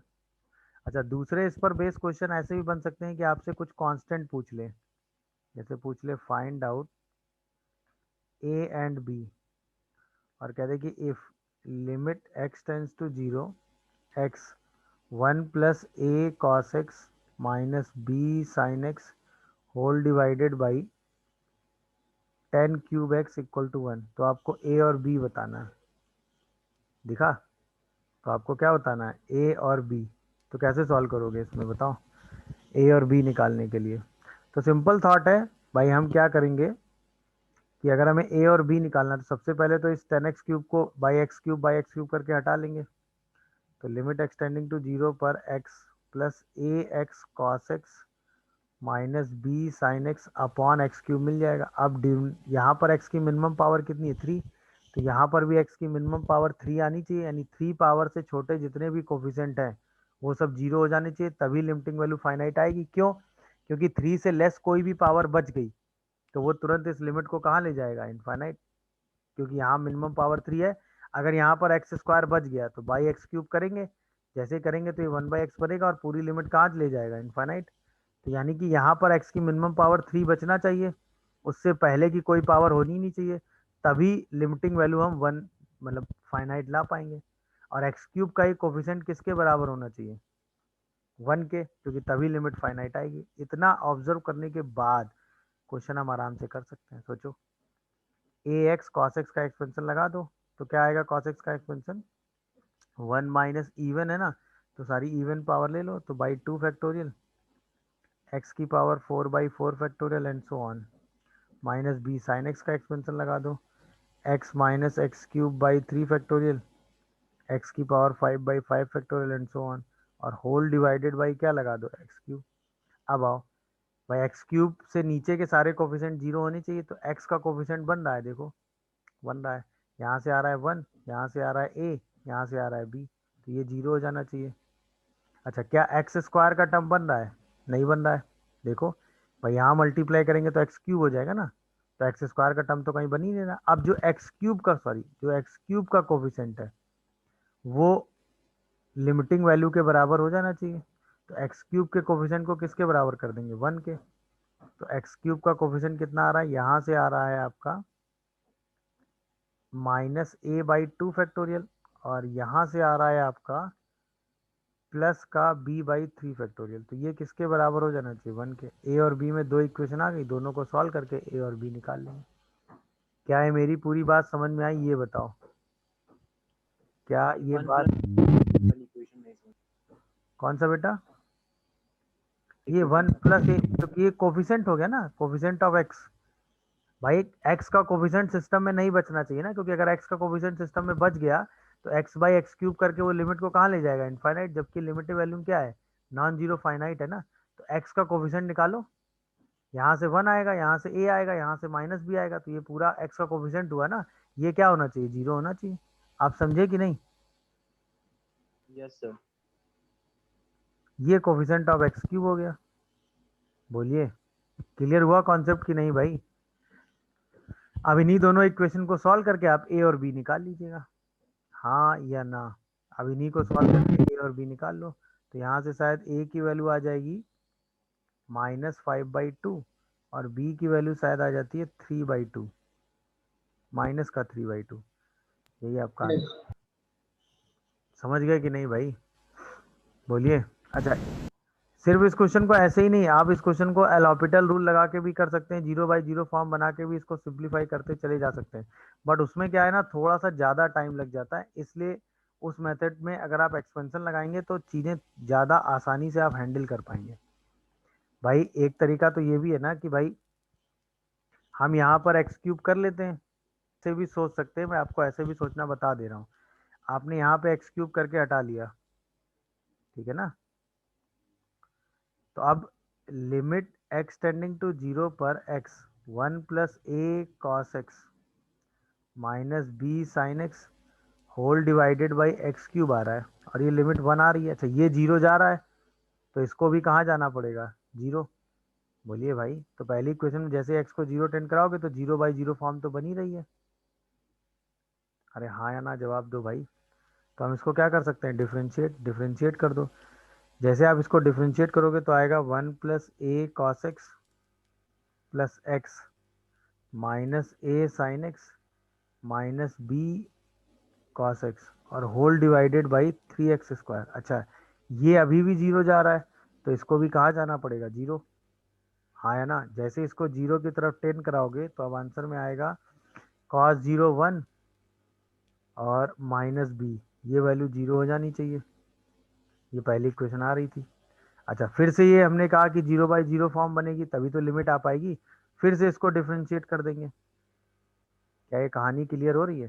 तो अब क्या आएगा, माइनस ए साइन एक्स, और इसमें सॉल्व करेंगे तो माइनस ए साइन एक्स और minus a x cos x और minus b plus sine x और होल डिवाइडेड बाई कितना आ जाएगा, देखो जरा ध्यान से, 6x। आ रहा है कि नहीं बताओ? अभी भी ये 0/0 फॉर्म बन रही है कि नहीं? बन रही है, क्योंकि सब 0 हो जा रहे हैं। फिर से इसको डिफ्रेंशिएट कर देंगे, बोलिए। तो अब की ये हो जाएगा -2a, तो -2a कॉस एक्स और ये आपका बनेगा -a कॉस एक्स और साथ में आपका बनेगा ये प्लस का ए एक्स साइन एक्स और ये बन जाएगा प्लस का बी कॉस एक्स और होल डिवाइडेड बाई 6 आ जाएगा। अब ये तो 0 जा नहीं रहा है, तो अब जो आंसर आएगा वो लिमिट का ही आंसर आ जाएगा। तो अब लिमिट का आंसर कितना आ जाएगा, यहाँ से लिमिट का आंसर आ जाएगा -3a प्लस बी बाई 6, ये लिमिटिंग वैल्यू के बराबर हो जाएगा। ये दूसरी इक्वेशन बन गई। यही दोनों इक्वेशन सॉल्व करके ए और बी निकाल लेंगे। अब सोचो ये थोड़ा सा लेंदी मेथड है कि नहीं है? हर बार हमें 0/0 फॉर्म चेक करनी है, हाँ है ना, और डिफ्रेंशिएट करना है। डिफ्रेंशिएट करने में डिनोमिनेटर 0 जा रहा है तो न्यूमरेटर को भी 0 ले जाना है, जहाँ 0 नहीं जा रहा है वहीं से आपको वो रिलेशन निकाल लेना है और फिर सिंप्लीफाई कर देना है। क्या है प्रोसेस, समझ में आया सबको? तो इससे भी वही दो सेम इक्वेशन बन गई जो यहाँ बन रही थी, उससे भी वही दो सेम आंसर में आ जाएंगे। आंसर में कहीं कोई डिफरेंस नहीं है, बट ये थोड़ा सा लेंदी मेथड है। अगर यहीं पे आप एक्सपेंशन लगा लें और ये वाला कॉन्सेप्ट लगा दें, कौन सा, ये पावर वाला, तो ये चीज़ें ज़्यादा आसानी से डील हो जाएंगी कि नहीं? सोचो, क्या ये कॉन्सेप्ट क्लिक कर पाए कि नहीं, बोलो। Yes sir. क्या ये कॉन्सेप्ट क्लिक कर पाए कि नहीं, और ये एक्सपेंशन समझ पाए कि नहीं? यहाँ से जो लिमिटिंग वैल्यू आती है वो आती है कोफिशिएंट ऑफ x की पावर a इन fx, वही आपका लिमिटिंग वैल्यू के बराबर आ जाता है। ये हुआ कॉन्सेप्ट। तो अब जब भी आपको ज़रूरत पड़ेगी तो इसी कॉन्सेप्ट को यूज़ करके आप चीज़ें सिंप्लीफाई कर सकते हैं। मेरी बात समझ पा रहे हो कि नहीं भाई? बोलिए। तो एक्सपेंशन मेथड में आपको कुछ एक्सपेंशन है जिनको अपने दिमाग में रखना है और चीज़ें सिंप्लीफाई कर देंगी। चलिए अब हम बात करने जा रहे हैं limit x tending to infinite की। अब हम बात करने जा रहे हैं limit x tending to infinite f x की, और इसको देखते हैं। तो इसको सॉल्व करने के लिए सिंपल है, दो एक तरीका तो हमारे पास है कि हम x को तुरंत 1/t डाल दें, और जैसे हम x को 1/t सब्स्टिट्यूट करेंगे तो हमारा क्वेश्चन बन जाएगा limit t tends to 0 f of 1/t, और इसको सॉल्व कर दीजिए। क्लियर है? तो एक्स टेंडिंग टू इनफाइनाइट को सॉल्व करने का एक वे तो हमारे पास सीधा सीधा ये है कि हम x को 1/t रख दें, जब भी x tending to infinite, t tending to 0 पर f ऑफ 1/t निकाल दें। हाँ या ना। दूसरा कॉन्सेप्ट इसको सॉल्व करने का ये है कि अगर हम देखें कि limit x tending to infinite पर, ठीक है, यहाँ पर कोई फाइनाइट नंबर हो और यहाँ पर हो एक्स की पावर ए कोई भी पॉजिटिव नंबर हो, तो ये लिमिटिंग वैल्यू हमेशा 0 की तरफ टेंड करती है। यानी कि एक्स की मैक्सिमम पावर से हम ऊपर नीचे डिवाइड कर दें अगर पूरा फंक्शन एक्स में लिखा है तो, और फिर इसी कॉन्सेप्ट को यूज करके हम अपने क्वेश्चन को सिंप्लीफाई कर दें। मतलब ए कोई भी पॉजिटिव पावर हो और फाइनाइट नंबर अपॉन एक्स की पावर ए हो और सीधा उससे डिवाइड कर दें और क्वेश्चन सिंप्लीफाई हो जाए। क्या है, मेरी बात समझ पाए कि नहीं? जैसे अब एग्जांपल देखेंगे तो चीज़ें ज़्यादा तेज़ी से क्लियर होंगी। जैसे हमने आपसे कहा कि limit x tending to infinite 5x cube minus 7 minus x की पावर 4 अपॉन, ठीक है, 3x की power 4 plus x square minus 1, इसकी लिमिट आपको निकालनी है। तो न्यूमरेटर और डिनोमिनेटर में x की मैक्सिमम पावर कितनी है? 4 है। आपने x की पावर 4 से ही डिवाइड कर दिया। क्या ये बात समझ पा रहे हो? अब जैसे आपने x की पावर 4 से डिवाइड किया और x को इनफाइनाइट टेंड कराया, तो finite by infinite 0, finite by infinite 0, finite by infinite 0, finite by infinite 0, सीधा आंसर क्या आ गया? -1/3। क्या ये बात दिखी सबको? तो न्यूमरेटर और डिनोमिनेटर में आपने x की मैक्सिमम पावर से डिवाइड कर दिया। यहाँ x की मैक्सिमम पावर देखी, यहाँ x की मैक्सिमम पावर देखी, दोनों से डिवाइड कर दिया। क्योंकि दोनों में मैक्सिमम पावर सेम थी, तो जो पावर आपने डिवाइड किया वो पावर जो मल्टीप्लाई हुई वो कैंसिल हो गई और सीधा क्वेश्चन सॉल्व हो गया। क्या ये बात सबको समझ में आ रही है? बोलिए। Yes sir. ये x की मैक्सिमम पावर से डिवीजन का कॉन्सेप्ट क्लियर हुआ कि नहीं? अब यहीं पे अगर हम इस कॉन्सेप्ट को ध्यान से देखें तो हम इसको ऐसे भी जनरलाइज करके लिख सकते हैं कि अगर ये एफ है और ये जी है, ये भी पॉलिनॉमियल है विद डिग्री, डिग्री मतलब मैक्सिमम पावर m, और ये भी पॉलिनॉमियल है विद डिग्री n। तो हम सिंपल कॉन्सेप्ट ये लगाते हैं कि अगर दोनों की डिग्री सेम है तो जो x की पावर m का कोफिशिएंट आएगा और जो x की पावर n का कोफिशिएंट आएगा वही आंसर आएगा। देख लो, इसकी डिग्री भी 4 थी, इसकी डिग्री भी 4 थी, तो इसका कोफिशिएंट -1, इसका कोफिशिएंट 3, वही आंसर आया था कि नहीं? हाँ या ना? क्योंकि वही वाले टर्म बचेंगे, बाकी सारे टर्म क्या हो जाएंगे? Cancel out. क्या ये बात समझ पा रहे हो कि नहीं? बोलिए। अच्छा, अगर m की डिग्री n से बड़ी हो गई, मतलब न्यूमरेटर की डिग्री बड़ी हो गई, डिनोमिनेटर की डिग्री छोटी हो गई, तो न्यूमरेटर में x की पावर जो है वो ज़्यादा आ जाएगी और डिनोमिनेटर में x की पावर कम आ जाएगी, तो वो पूरी लिमिट को कहाँ ले जाएगा? इनफाइनाइट पे। बट अगर इसी का रिवर्स हो गया, डिनोमिनेटर की डिग्री बड़ी हो गई, तो डिनोमिनेटर में पावर बच जाएगी और वो पूरी लिमिट को कहाँ ले जाएगा? 0 पे। तो अगर हमें x की पावर में ही सीधा सीधा क्वेश्चन दिया हुआ है ना, तो सीधे हाईएस्ट डिग्री अगर सेम है तो सीधा उन डिग्री का रेशियो लेके आंसर लिख दो, कोई कैलकुलेशन की ज़रूरत नहीं है। सही है? और अगर न्यूमरेटर की डिग्री ज़्यादा है, सही है, तो आंसर सीधा क्या लिख दो? इनफाइनाइट। और अगर डिनोमिनेटर की डिग्री ज़्यादा है तो सीधा आंसर लिख दो 0, को सोचने की ज़रूरत नहीं। कॉन्सेप्ट वही है, मैक्सिमम पावर से डिवाइड करके ही क्वेश्चन को सॉल्व किया गया है और ये वाला कॉन्सेप्ट लगाया गया। मेरी बात समझे कि नहीं? बोलिए। Yes sir. जैसे क्वेश्चन आपके सामने आ जाता है, limit x tending to infinite x plus 1 की पावर 10, x प्लस 2 की पावर 10 से लेके x प्लस 100 की पावर 10 और होल डिवाइडेड बाई x की पावर 10 प्लस 10 की पावर 10। अब कॉमन सेंस से सोचो, इसमें x की मैक्सिमम पावर 10, x की मैक्सिमम पावर 10, x की मैक्सिमम पावर 10, तो सबसे x की मैक्सिमम पावर 10 ही आएगी। यहाँ भी x की मैक्सिमम पावर 10 है, तो एक तरीका तो ये कहता है कि x की पावर 10 से ऊपर नीचे डिवाइड कर दो। बट अगर आप x की पावर 10 का केवल कोफिशिएंट ही देखते चले जाओगे तो 1 1 1 1 1 सब 1 ही कोफिशिएंट आएगा। कितनी बार आ रहा है? 100 टाइम्स। तो सीधा आंसर कितना हो गया? 100। क्या ये कॉन्सेप्ट समझ में आया सबको कि नहीं? क्या ये सर कॉन्सेप्ट? ये 1 + 2 + 100 तक जाएगा? नहीं नहीं, यहाँ पे x की पावर 10 का कोफिशिएंट तो 1 ही आएगा ना बेटा। अगर आप ऐसे नहीं समझे, जैसे आप x की पावर 10 से ऊपर नीचे डिवाइड करेंगे तो यहाँ पर 1 + 1 अपॉन x की पावर 10 आएगा ना बेटा। 1 प्लस 2 अपॉन एक्स की पावर 10 आएगा, नहीं समझे अब? यस सर हाँ 1 हाँ प्लस आ गया आ 100 गया। अपॉन एक्स की पावर 10 आएगा और whole divided by 1 plus 10 upon x की पावर 10 हो जाएगा। अब इसको 0 10 कराते चले जाओ तो भी तो 1 1 1 ही आएगा ना, 100 तक चला जाएगा, वही चीज़ हो गई। तो हमने सिर्फ कोफिशिएंट देख लिया, तो एक्स की पावर 10 का कोफिशिएंट यहाँ क्या आएगा, 1 ही तो आएगा, क्योंकि और तो कोई कोफिशिएंट है ही नहीं ना हमारे पास। बस उसी से हमने सीधा सिंप्लीफाई करके आंसर दे दिया। समझे कि नहीं भाई, नहीं समझे? बोलिए।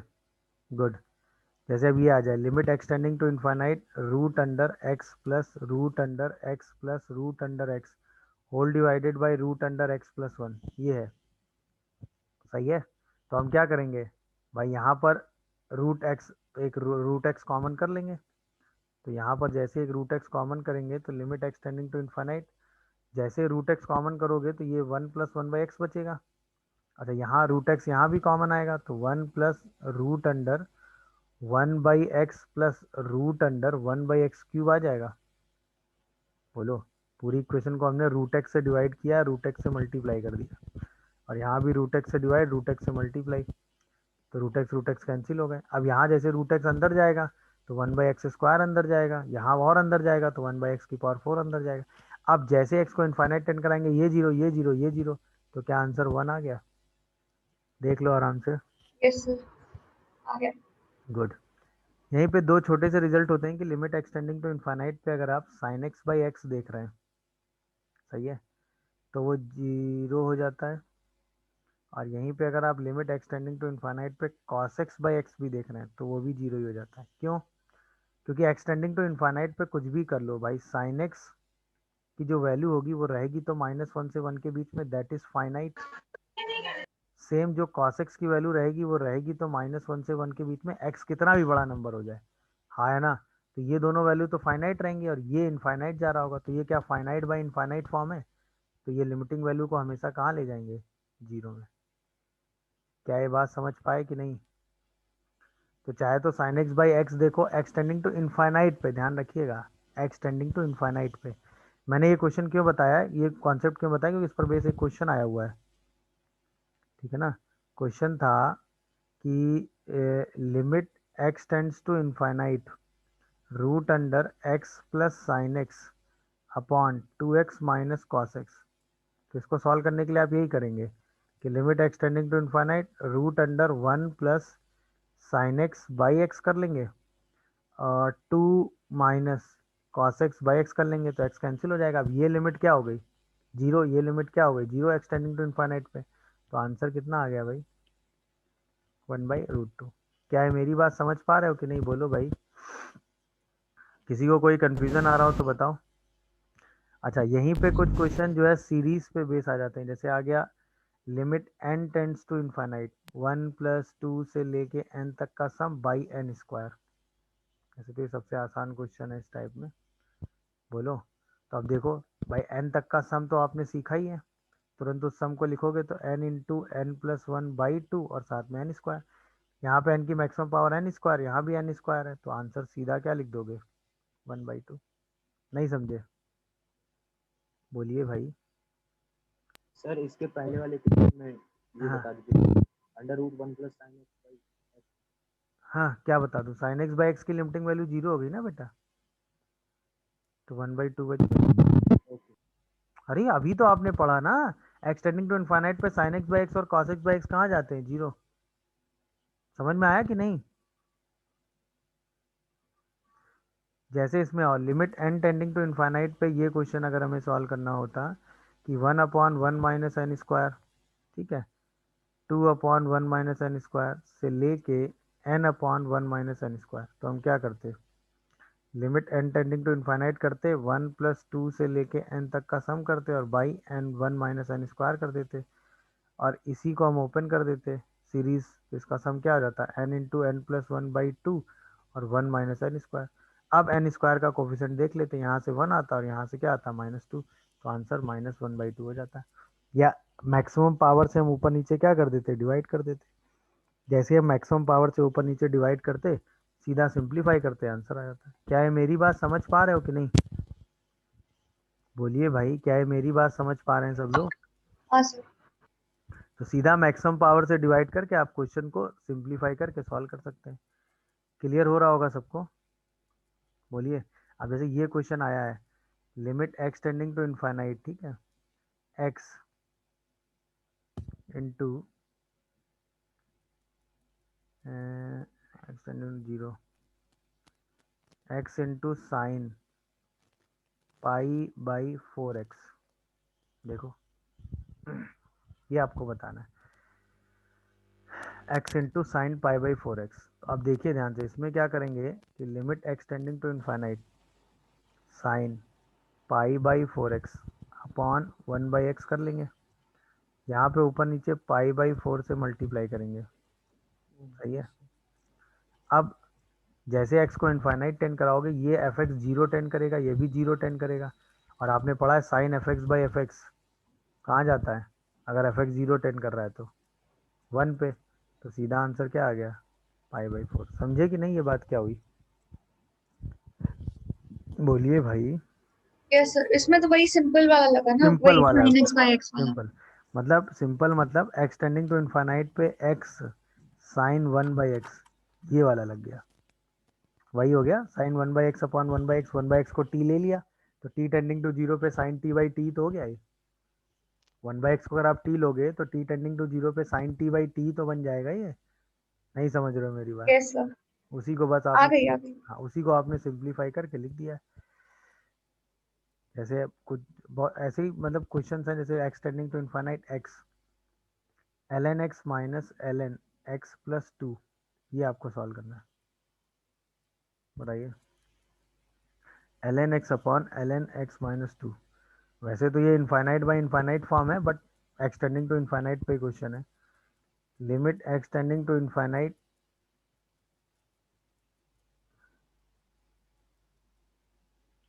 साइन रूट में ही ले लो, root under x tending to infinite है ना, x square minus 3x minus root under x square minus 4x। Infinite by infinite form है, प्लस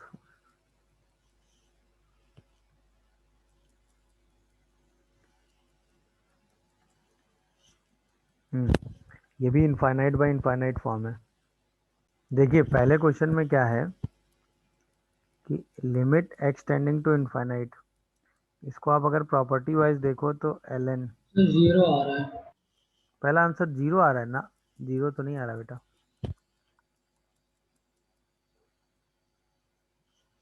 0 तो नहीं आ रहा है। इसको आप x upon x plus 2 upon 1 by x लिख सकते हो। तो -2। हाँ, एक्स टेंडिंग टू इनफाइनाइट, इसको आप l n x plus 2 by x upon 1 by x लिख सकते हो। Limit x tending to infinite minus l n 1 plus 2 by x, यहाँ भी 2 बाई एक्स चाहिए और साथ में इंटू 2 चाहिए। अब ये सोचो, जैसे ही एक्स इनफाइनाइट बात करोगे 2 बाई एक्स 0 जाएगा, 2 बाई एक्स 0 जाएगा, तो l n 1 plus f x by f x कहाँ जाएगा, 1। आंसर माइनस हाफ आ जाएगा, नहीं 2 आ जाएगा, -2। दिखा क्या सबको? बोलिए, क्या ये अप्रोच सबको समझ में आई, नहीं आई, ये बताओ। समझ में आई कि नहीं आई, बोलो। Yes sir. ये अप्रोच क्लियर हुई, क्या हुआ क्यों हुआ बताओ। अच्छा, ये अप्रोच अगर आपको जरा भी डाउटफुल लगे तो ये का मेथड कहीं नहीं गया आपके पास। अगर आपको इस अप्रोच में कॉन्फिडेंस नहीं आ रहा है तो एक तरीका तो यही ना कि x को 1 बाई टी रख दो। अब ये लिमिट t टेंस टू 0 हो जाएगा, बोलिए, और ये क्वेश्चन बन जाएगा ln 1 by t minus ln 1 by t plus 2 और whole divided by 1 by t. ये तो समझ रहे होगे ना, बोलिए। अब जैसे आप इसको करोगे तो लिमिट t टेंस टू 0 करोगे और यहाँ पे आप इसको सिंप्लीफाई करके लिखोगे। जैसे ही दोनों को डिवाइड करोगे तो ये माइनस कॉमन करोगे यहाँ पे, तो ये ln क्या बन जाएगा, 1 plus 2t by T, 2t, T सब कैंसिल और बाई टी आ जाएगा।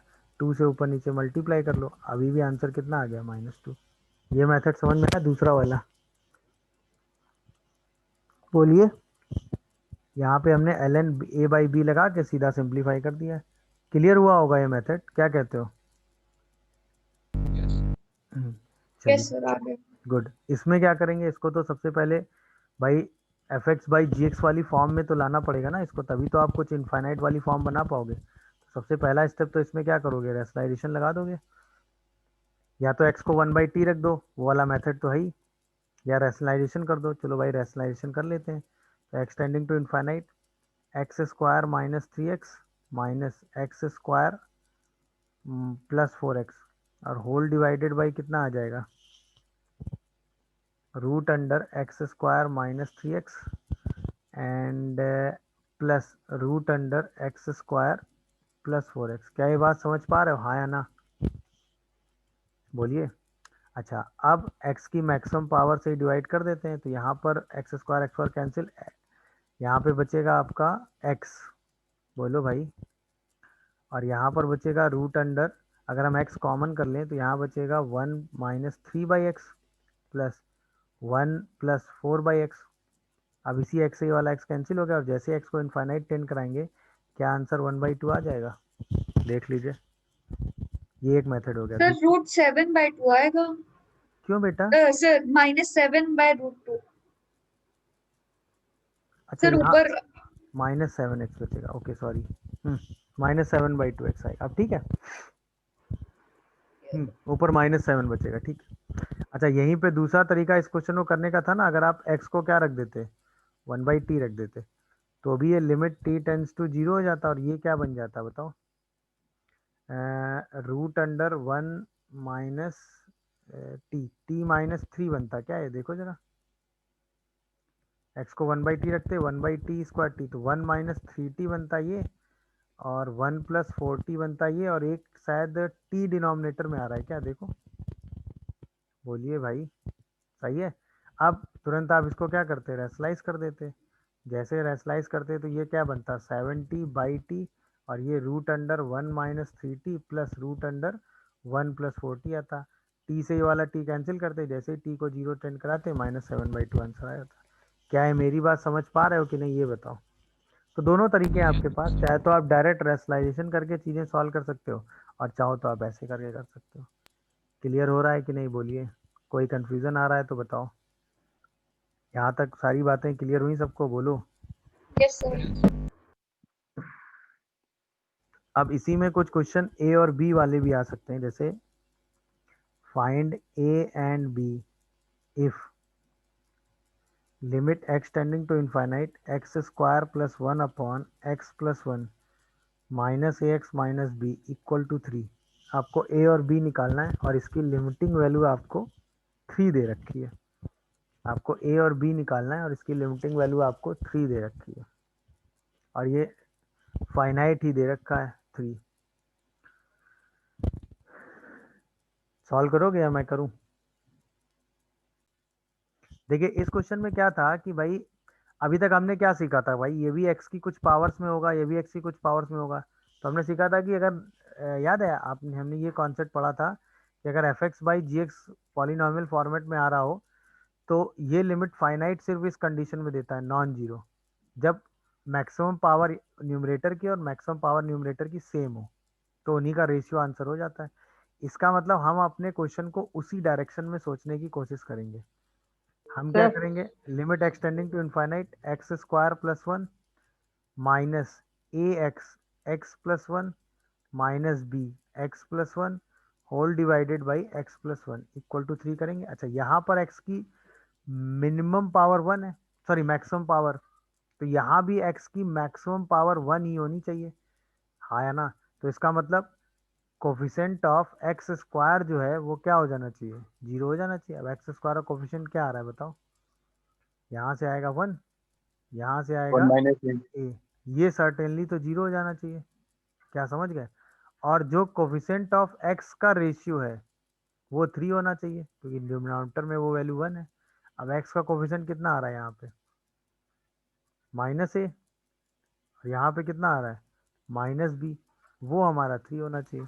इन्हीं दोनों इक्वेशन को सॉल्व करके ए और बी हम निकाल लेंगे। तो ए कितना आ गया हमारे पास 1, और a प्लस बी -3 होना चाहिए, तो b हमारे पास कितना आ गया बताओ, बोलिए भाई।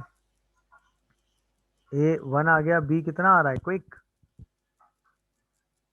अरे a 1 आ गया, b कितना आ रहा है, 4 -4। -4। देखिए भाई a 1 आ गया, b -4। कॉन्सेप्ट समझ में आया कि नहीं, क्यों यही काम किया, ये बात क्लियर हुई। यहाँ पर x की मैक्सिमम पावर अगर 1 है तो यहाँ भी x की मैक्सिमम पावर कितनी होनी चाहिए, 1। तो 1 से बड़ी जितनी भी पावर है उन सब के कोफिशिएंट को हमने क्या कर दिया है, 0, क्योंकि वो आपके सिस्टम में काउंट नहीं होने चाहिए। क्या ये मेरी अप्रोच सबको समझ में आई? किसी को कोई कंफ्यूजन या डाउट हो तो बोलो अभी भी।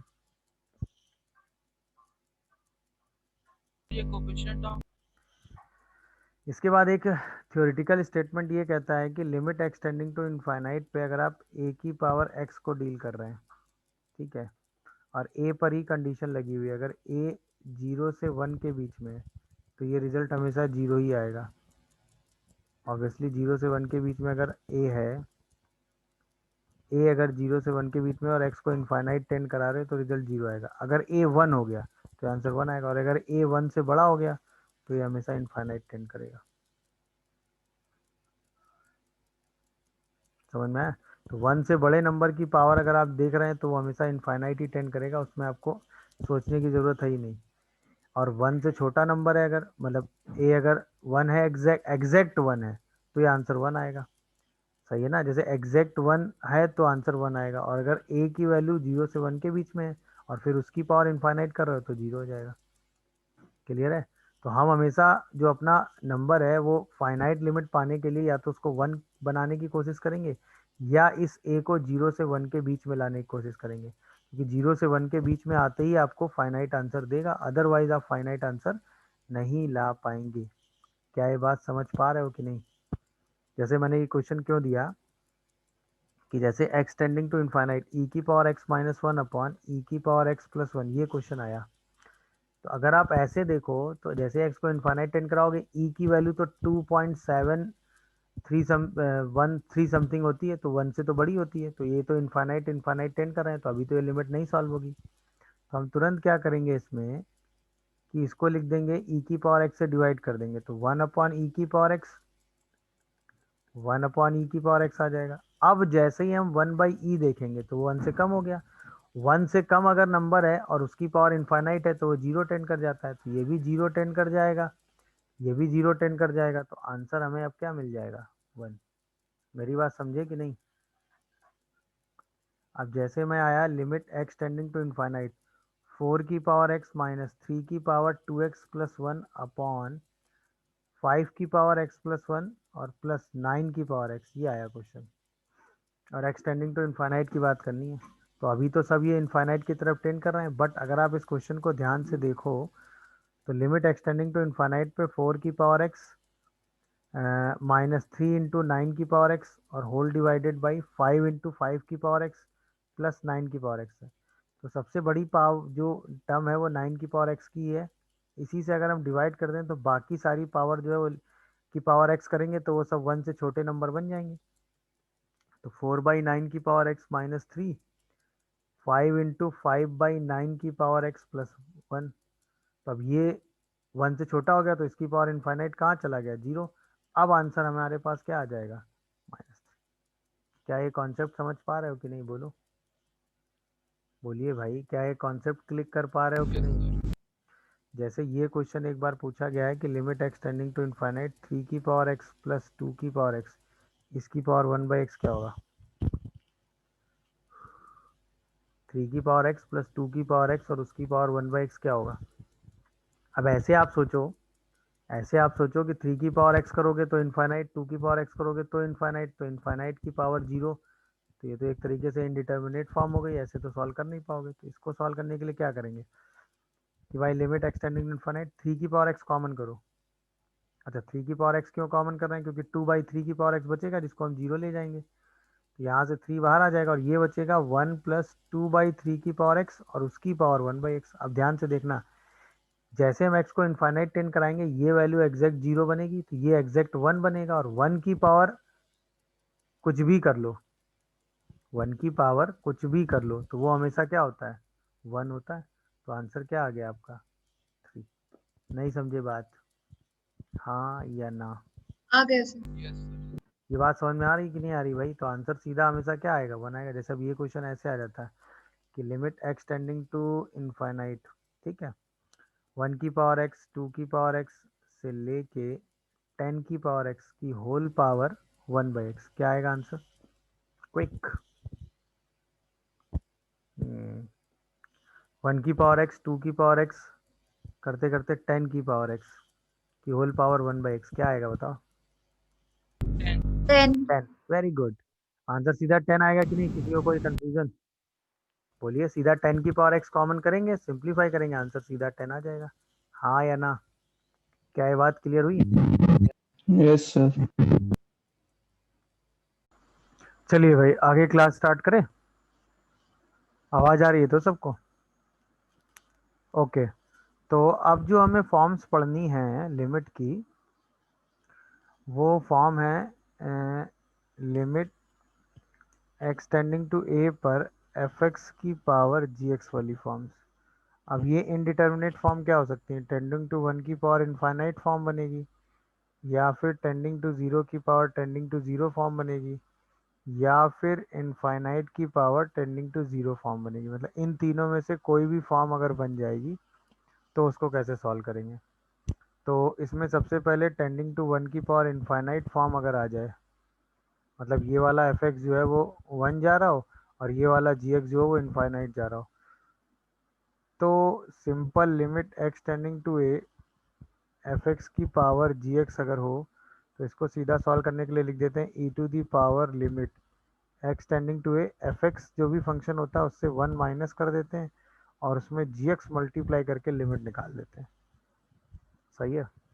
अच्छा, अगर टेंडिंग टू 0 की पावर टेंडिंग टू 0 या फिर इनफाइनाइट की पावर टेंडिंग टू 0 फॉर्म बन रही हो, मतलब ये दोनों फंक्शन या तो 0 0 जा रहे हो, या ये 0 इनफाइनाइट जा रहा हो और ये 0 जा रहा हो, मेरी बात समझ रहे हो?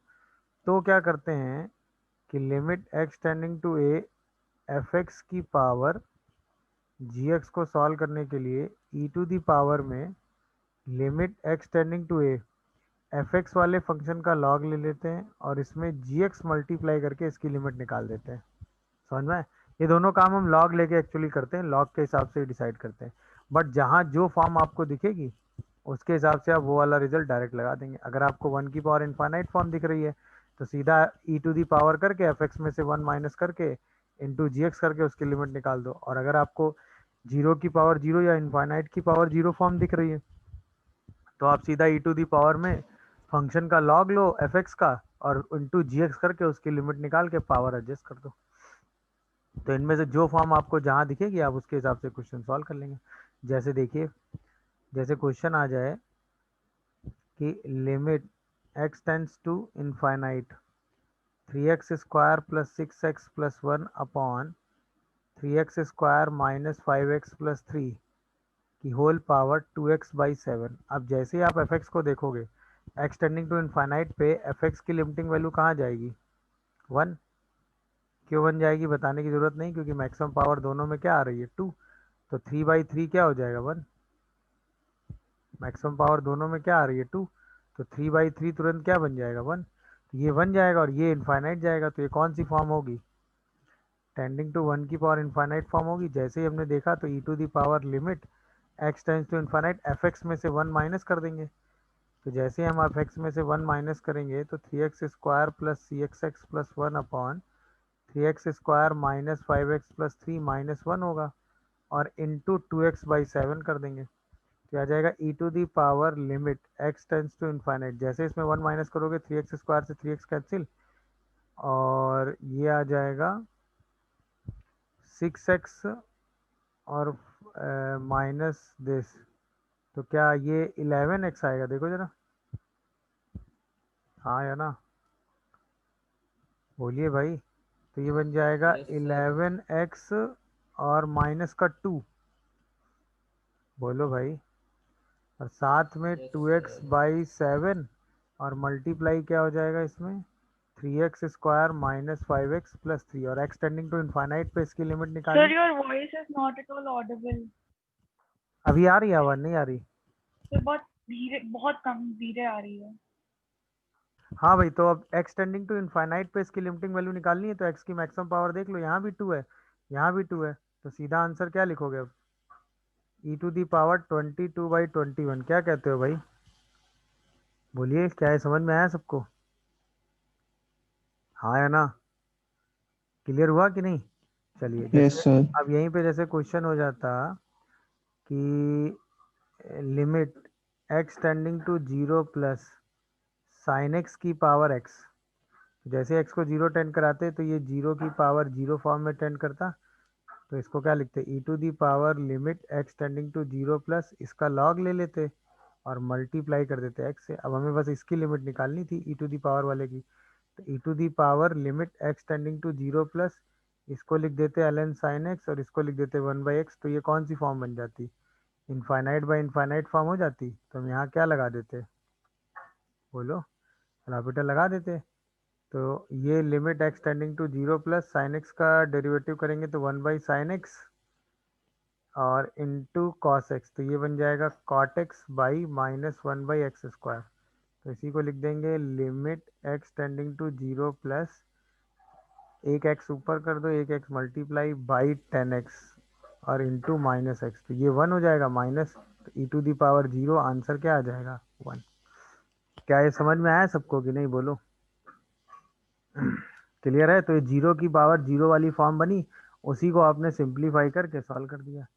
देख लीजिए, कोई कंफ्यूजन आ रहा हो तो बताइए, समझ में आ रहा होगा सबको।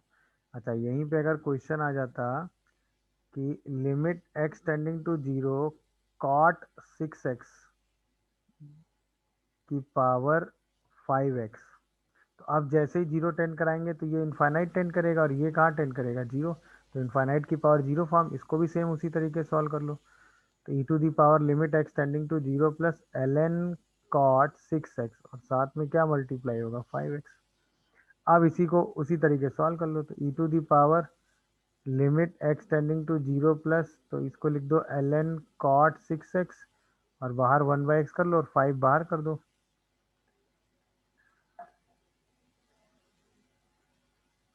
बाहर 1/x करके 5 बाहर कर दो। और अब ये 0/0 से इनफाइनाइट बाई इनफाइनाइट फॉर्म बन के आ गया, तो हम इसी में फिर से क्या लगा सकते हैं, लॉपिटल अलग से लगा दो।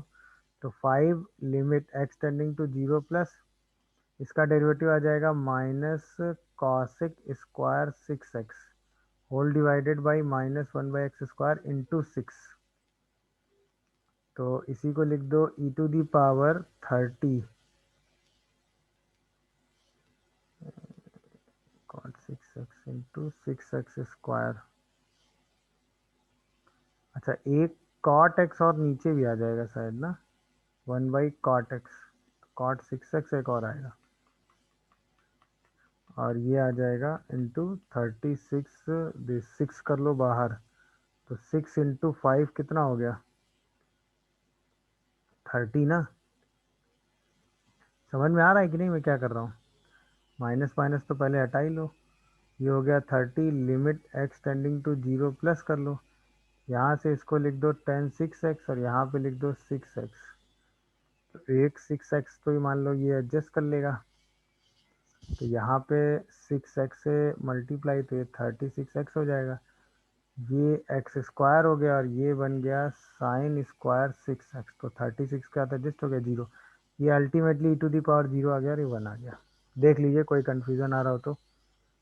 सब कुछ एडजस्ट करने के बाद ये आंसर क्या आ गया, e to the power 0 equal to 1। तो 1 की पावर इनफाइनाइट फॉर्म बनेगी तो क्या करोगे, fx माइनस 1 इंटू जी कर दोगे। समझ में आया कि नहीं?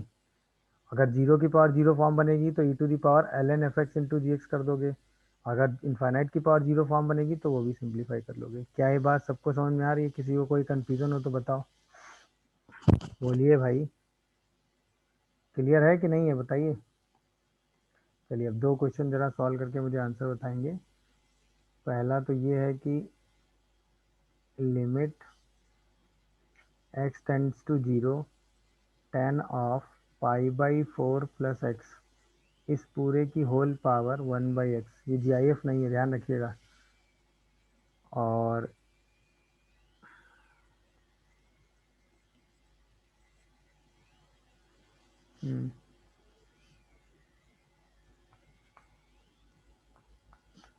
एक ये कर लो, 1 की पावर इनफाइनाइट फॉर्म आने के चांसेस ज़्यादा होते हैं, तो उन्हीं उसी की प्रैक्टिस कर लो। यही मेन में 1 की पावर इनफाइनाइट चांसेस ज़्यादा होते हैं। ये कर लो, limit x tending to infinite,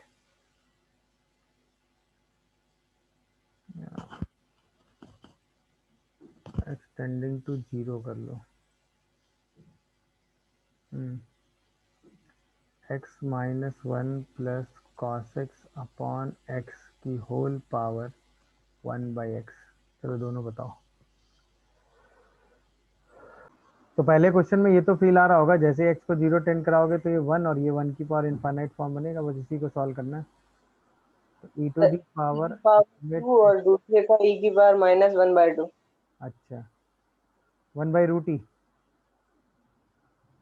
10π/4 plus x - 1/x आ जाएगा, ये आ जाएगा शायद ना, देखो है ना। अब जैसे x को 0 डाल 0/0 फॉर्म बनेगी। अब या तो सीधा यहीं पे डिफरेंशिएशन लगा दो, या फिर इसको थोड़ा सिंप्लीफाई कर लो। अब ये 0/0 फॉर्म बनी, हम सीधा इसी में डिफरेंशिएशन लगा सकते हैं। तो लिमिट x टेंडिंग टू 10 का डेरिवेटिव क्या होता है, सेक स्क्वायर π/4 प्लस x, और बाई 1 जैसे x को 0 टेंड कराओगे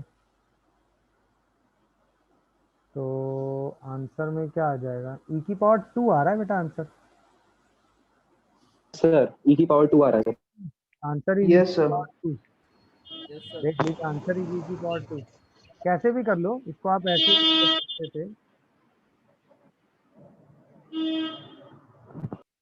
मतलब इसको आप ऐसे भी सोच सकते थे कि e to the power limit x tending to 0 करते, 10 वाला फॉर्मूला लगा देते, 1 - 10x 1 + 10x, तो ये 1 + 10x अपॉन 1 - 10x आ जाता, और whole divided by 1 + 10x into x आ जाता। तो भी ये e to the power limit x tending to 0 to 10x/x आता, तब भी आंसर e स्क्वायर ही आ रहा है। ठीक है, ये answer is e square. Next वाला बताओ,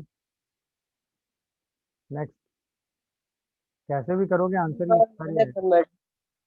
नेक्स्ट वाले में कौन सी फॉर्म बन रही है, अगर तो आप 1 की पावर 1 की पावर इनफाइनाइट फॉर्म बन रही है, अगर आप ध्यान से देखोगे तो कैसे 1 की पावर फॉर्म कैसे दिख रही है, देखो लिमिट एक्सटेंडिंग टू 0 पर अगर आप एफ एक्स की लिमिट निकालो तो x/x माइनस कॉमन कर लो, सॉरी हाँ माइनस कॉमन करोगे तो ये बनेगा 1 - cos x/x, तो इसमें x से ऊपर नीचे मल्टीप्लाई कर लो। अब ये लिमिटिंग वैल्यू ब्रेक करोगे तो ये क्या हो जाएगी, x/x 1, और ये लिमिटिंग वैल्यू क्या हो जाएगी हाफ, और ये 0 हो जाएगी, तो ये पूरी लिमिट कहाँ जाएगी 0, तो बचेगा क्या 1।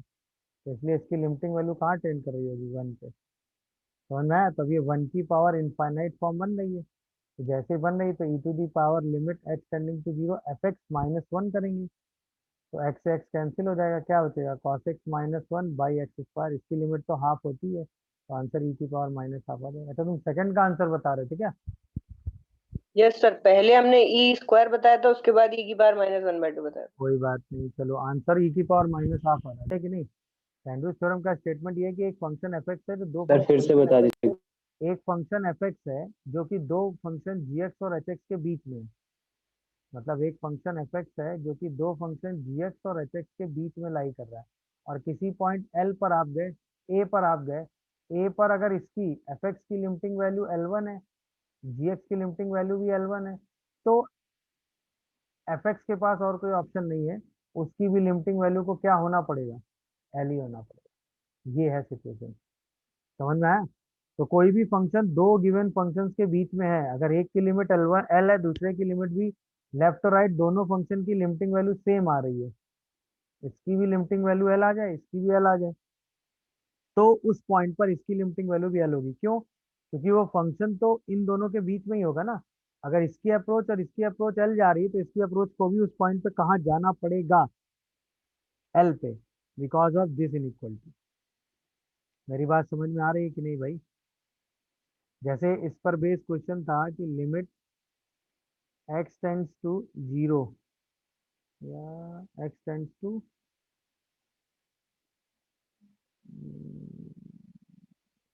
एक second, limit x tends to infinite था शायद।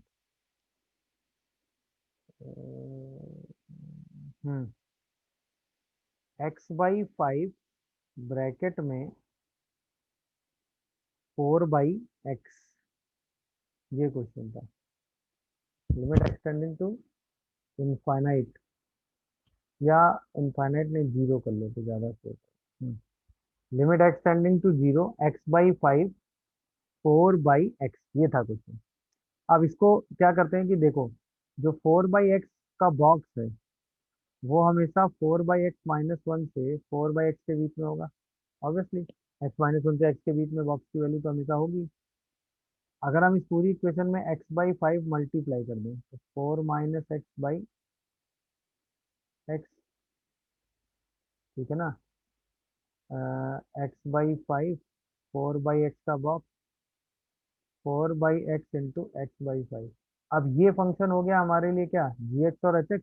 ये हो गया fx जिसकी हमें लिमिट निकालनी। तो अगर हम लिमिट x टेंडिंग टू 0 पर x/5 into x/5 into 4 - x/x की बात करें, और लिमिट x टेंडिंग टू 0 पर 4/x इंटू x/5 की बात करें, तो देखो जरा ध्यान से, इसकी लिमिटिंग वैल्यू भी 4/5 आएगी, इसकी लिमिटिंग वैल्यू भी 4/5 आएगी। तो इसका मतलब इस फंक्शन की लिमिटिंग वैल्यू भी क्या होगी, बताओ भाई,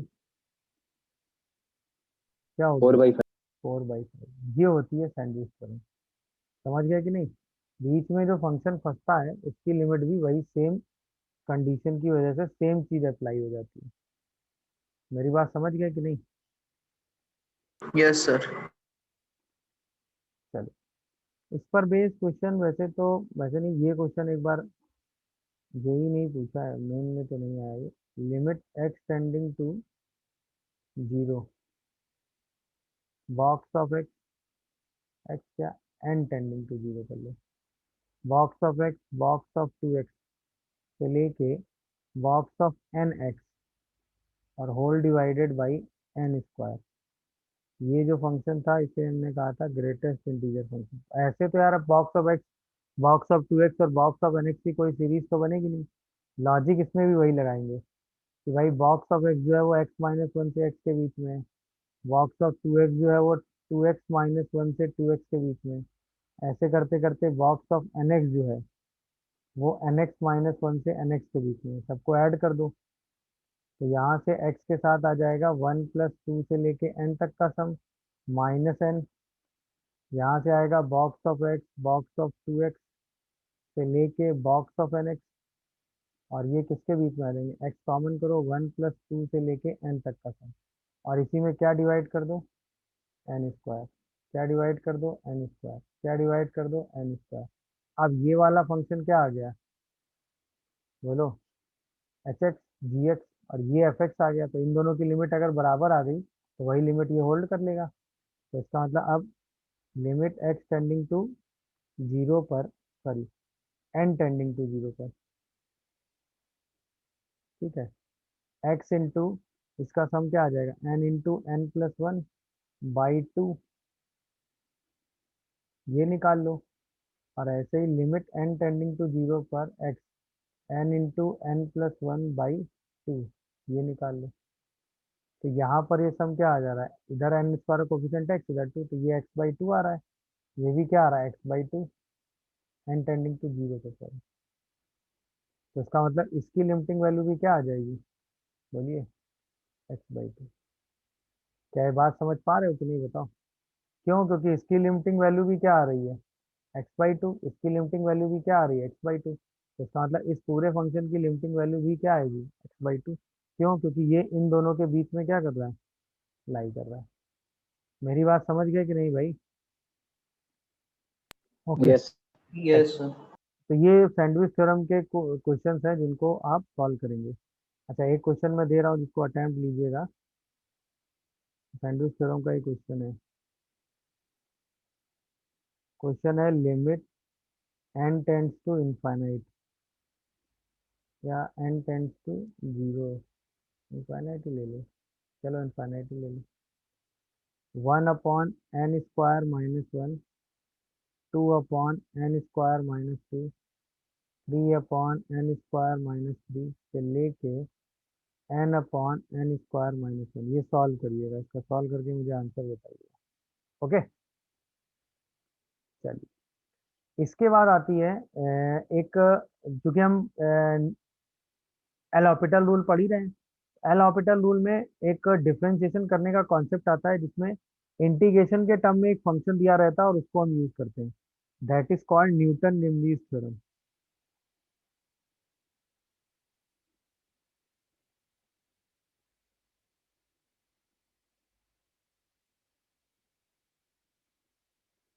समझ रहे हो? न्यूटन निम्बलीज थ्योरम का जो डेरिवेटिव कॉन्सेप्ट है वो ये कहता है कि अगर एक फंक्शन एफ एक्स आपके सामने दिया हुआ है phi1x से phi2x G T d T के फॉर्म में, और आप इसको डिफ्रेंशिएट करते हैं, तो जो इसका डिफ्रेंशिएशन होता है वो ये होता है कि सबसे पहले t की जगह phi2x रखते हैं पूरा पूरा फंक्शन, और उसके डेरिवेटिव से इसको मल्टीप्लाई कर देते हैं, माइनस फिर t की जगह phi1x रखते हैं और इसके डेरिवेटिव से मल्टीप्लाई कर देते हैं।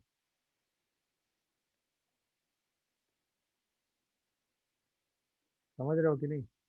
ये न्यूटन लेम्ब्रिज थ्योरम का स्टेटमेंट है कि अगर ऐसा कुछ हो, जैसे फॉर एग्जांपल, अगर इसी चीज को फॉर एग्जांपल आप देखना चाह रहे हैं तो आप ऐसे समझो, जैसे मान लो आपको सॉल्व करना है, एफ एक्स फंक्शन आपको दिया हुआ है x² x³ sign T d T, और आपको एफ डैश एक्स निकालना है, तो एफ डैश एक्स क्या हो जाएगा, पहले t की जगह x³ रखेंगे, फिर इसको मल्टीप्लाई कर देंगे 3x², फिर t की जगह x² रख देंगे और इसको पूरे को मल्टीप्लाई कर देंगे 3x, ये एफ डैश एक्स आ जाता है। सही है, क्योंकि आपने लिमिट पढ़ी रहे हैं तो लिमिट में 0/0 फॉर्म बना के न्यूटन लेम्ब्रिज थ्योरम का यूज किया जा सकता है। सही ना, और इसके यूज से करते हुए जेईई मेन में क्वेश्चन आ जाते हैं लिमिट निकालने के, तो ये जेईई मेन के हिसाब से न्यूटन लेम्ब्रिज थ्योरम का ये पोर्शन यूज हो जाता है। इसका पोर्शन सिर्फ डेरिवेटिव के लिए, एक बार टी की जगह क्या रखना है phi2x, इसका डेरिवेटिव मल्टीप्लाई करना है, एक बार टी की जगह क्या रखना है phi1x और इसके डेरिवेटिव से मल्टीप्लाई करना है, बीच में माइनस साइन लगा देना है, डेरिवेटिव सिंप्लीफाई करके खत्म हो जाता है। समझ रहे हो कि नहीं? जैसे ये क्वेश्चन न्यूटन लेम्ब्रिज थ्योरम से रिलेटेड है, जो कि पूछा गया है, क्वेश्चन है कि if f(2) is equals to pi, then limit x tending to pi/4 2 से sec² x f t d t whole divided by x² - pi²/16। ये इसके अंदर भी दिया जा सकता था, क्योंकि ये इंटीग्रेशन t पे हो रहा है तो ये बाहर भी आ जाएगा, ठीक है ना, वो टेंशन की बात नहीं। मतलब अगर मैं इस क्वेश्चन को ओरिजिनली ऐसे लिख देता तो भी आपको घबराने की जरूरत नहीं थी, मतलब 0 से sec² x, ठीक है, f(t)(x²-pi²/16 dt लिख देता तो भी टेंशन लेने की जरूरत नहीं थी। आप ये x² - 16 इंटीग्रेशन से क्या कर लेते, बाहर कर लेते। क्यों? क्योंकि ये इंटीग्रेशन किस वेरिएबल पे हो रहा है, t, तो ये तो हमारे लिए वेरिएबल कांस्टेंट हो गया ना, तो ये आपके इंटीग्रेशन से क्या हो जाएगा, बाहर आ जाएगा। मेरी बात समझ रहे हो कि नहीं भाई?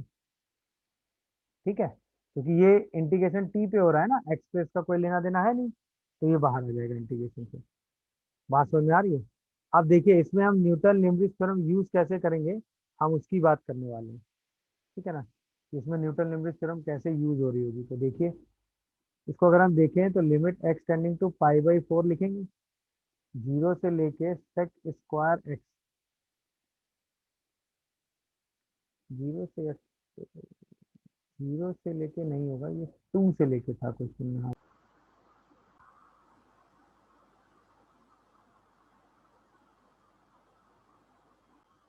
हाँ भाई अभी ठीक है, 2 से लेके sec² x था, और यहाँ क्या था एफ टी डी टी, और यहाँ पर क्या आ रहा था x² - pi²/16। अब जैसे ही आपने x को pi/4 टेंड कराया, तो आपने इंटीग्रेशन के टाइम पे एक चीज़ देखी होगी कि a से a किसी भी फंक्शन को अगर आप इंटीग्रेट करते हैं तो वो हमेशा 0 आता है। तो जैसे ही sec π/4 यहाँ रखोगे तो ये 2 से 2 इंटीग्रेशन बनेगा, तो ये भी 0, ये भी 0, यानी 0/0 फॉर्म बन रही है। जैसे आपने ऑब्जर्व किया कि 0/0 फॉर्म बन रही है, तुरंत हमने देखा कि हम क्या लगा सकते हैं, एल हॉस्पिटल रूल लगा सकते हैं। तुरंत हमने इसमें एल हॉस्पिटल रूल लगा दिया। तो लिमिट एक्सटेंडिंग टू π/4, इसको जब आप डिफ्रेंशिएट करेंगे तो आएगा f of sec square x, और sec x को करेंगे तो 2 sec x into sec x tan x और होल डिवाइडेड बाई 2x। हाँ या ना। अब जैसे आप x को π/4 टेंड कराएंगे, जैसे आप x को क्या टेंड कराएंगे, π/4, तो ये बन जाएगा f ऑफ 2, ये बन जाएगा 2 इंटू 2 4, 10 π/4 1 डिवाइडेड बाई 2 इंटू π/4।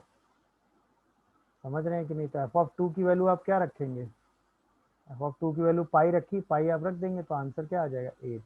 देख लीजिए क्या है, समझ में आया सबको, हाँ या ना भाई, क्लियर हुआ। सर एक बार दोबारा समझा दीजिए। क्या चीज नहीं समझ में आई बता।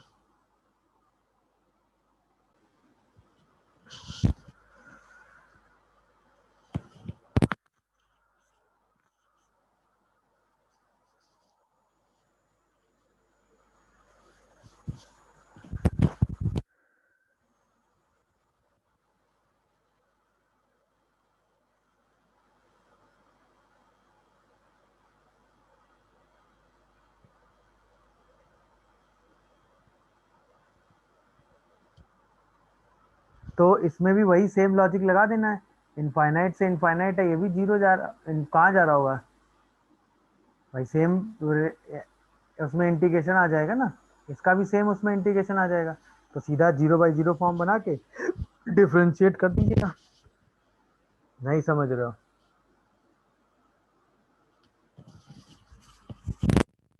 हाँ भाई इंटीग्रेशन आराम से कर लेंगे। इसके बाद तो सीधा न्यूटन लेम्ब्रिज थ्योरम लगा के सीधा डेरिवेटिव करना है आपको, बस न्यूटन लेम्ब्रिज थ्योरम लगा के सीधा डिफरेंशिएट कर दीजिएगा। कर लेंगे कि नहीं भाई,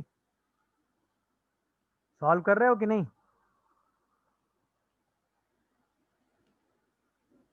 सॉल्व कर रहे हैं कि नहीं भाई।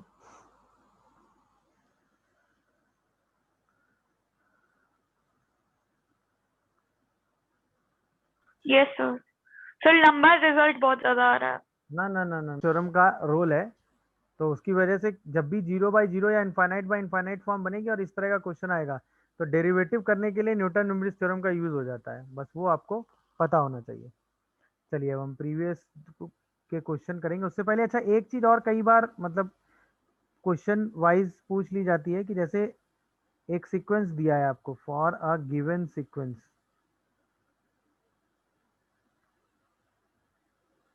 an, आपको रिलेशन दिया है an+1 equal to 1/2 an plus 9/an, ठीक, और an हमेशा पॉजिटिव है। अब हमसे पूछा गया कि n टेंडिंग टू इनफाइनाइट पे an का मतलब क्या होगा, कि an की value n tending to infinite पे बताओ। तो इस टाइप के क्वेश्चन में कॉन्सेप्ट ये कहता है कि अगर हम limit n tending to infinite पे an निकालें, limit n tending to infinite पे an+1 निकालें, या limit n tending to infinite पे an-1 निकालें, तो ये सब लगभग बराबर से एलिमेंट हो जाते हैं। अगर ये सीरीज इनफाइनाइट तक जा रही है या ये एक इनफाइनाइट सीरीज है, तो ये एक इनफाइनाइट सीरीज है तो ये कंडीशन हमेशा वैलिड होगी, अदरवाइज ये कभी भी एक इनफाइनाइट सीरीज की कैटेगरी में नहीं आएगी, या इसको हम एक इनफाइनाइट सीक्वेंस की कैटेगरी में नहीं लेंगे। अब अगर ये स्टेटमेंट वैलिड है तो ये आराम से निकाल सकते हैं, क्यों, ये रिलेशन तो हमको दिया ही है, हाँ या ना। जैसे ये रिलेशन दिया था तुरंत ये वाली कंडीशन अगर हम इसमें लगाते, तो limit n tending to infinite पे an+1 equal to 1/2 limit n tending to infinite पे an plus 9 upon limit n tending to infinite पे an लगा देते कि नहीं, हाँ या ना, क्योंकि ये सारी limiting value n tending to infinite पे सेम होती। अब इक्वेशन बन जाती k equal to 1/2 k plus 9/k, इसी को सॉल्व कर दो तो क्या आ रहा है, 2k² equal to k² plus 9, तो k की वैल्यू 3 आ रही कि नहीं, यानी कि इसकी लिमिटिंग वैल्यू आंसर में क्या आ गई 3। तो कई बार ऐसा भी आपको an सीक्वेंस में एक रिलेशन दे दिया जाएगा और वहाँ से आपको limit n tending to infinite पे an निकालना रहेगा। तो उसका भी लॉजिक वही सेम है, n टेंडिंग टू इन्फाइनाइट पे जो an की वैल्यू आएगी ना वो सेम उसी लॉजिक से निकाली गई होगी। क्या ये लॉजिक सबको क्लियर हुआ? हाँ है ना। कोई भी सीक्वेंस इनफाइनाइटली सीक्वेंस तभी हो सकता है जब an plus one an minus one की value n tending to infinite पे इक्वल आ रही हो। तो बस इस रिलेशन में जहाँ जहाँ n टेंडिंग टू इन्फाइनाइट लगाएंगे तो इसकी लिमिटिंग वैल्यू, इसकी लिमिटिंग वैल्यू और इसकी लिमिटिंग वैल्यू सेम रख देंगे, तो उसको k रख के एक इक्वेशन बना लेंगे, उसी को सॉल्व करके आप k निकाल देंगे। क्लियर हो रहा है कि नहीं भाई? बोलिए, समझ गए कि नहीं भाई? गुड। अब आइए लास्ट, देखिए मैंने लिमिट में आपको जितने कॉन्सेप्ट पढ़ा दिए लास्ट ईयर ये क्वेश्चन आया था। देखिए पहला कि जो बॉक्स ऑफ टी है वो ग्रेटेस्ट इंटीजर फंक्शन डिनोट करता है लिमिट एक्स टेंडिंग टू 0 पर 1 minus x plus mod x upon lambda minus x plus box x की जो मॉड वैल्यू है वो एल के बराबर है। तो आपसे एल पूछा गया था। अच्छा याद होगा मैंने आपको जब लिमिट स्टार्ट की थी तो एक चीज बताई थी ना, जब भी कभी भी बॉक्स और मॉड लगा आ जाए तो आपको उसमें क्या लेना है, लेफ्ट हैंड लिमिट और राइट हैंड लिमिट। सबसे पहले लेफ्ट हैंड लिमिट निकालो जरा। तो लिमिट एस टेंडिंग टू 0 सब जगह क्या रख दोगे? बोलो भाई, 0 माइनस एच। अरे हाँ या ना? नहीं समझ रहे हो? अरे क्या भाई बात समझ पा रहे हो कि नहीं? ये Yes. लिमिटिंग वैल्यू आ जाएगी। अब जरा इसकी लिमिटिंग वैल्यू सॉल्व करो, क्या आ रही है? लिमिट एस टेंडिंग टू 0 तो मॉड ऑफ माइनस एच तो एच ही हो जाएगा और ये एच पॉजिटिव साइड जाएगा तो ये बन जाएगा 1 प्लस 2 एच, ये बन जाएगा लैम्डा। अच्छा माइनस एच का बॉक्स -1 हो जाएगा, लैम्डा -1 प्लस एच। जैसे एच को 0 10 कराएंगे तो ये 1 अपॉन मॉड लैम्डा -1 आएगा। देखो हाँ या ना? तो लेफ्ट हैंड लिमिट तो आ गई 1 अपॉन मॉड लैम्डा -1।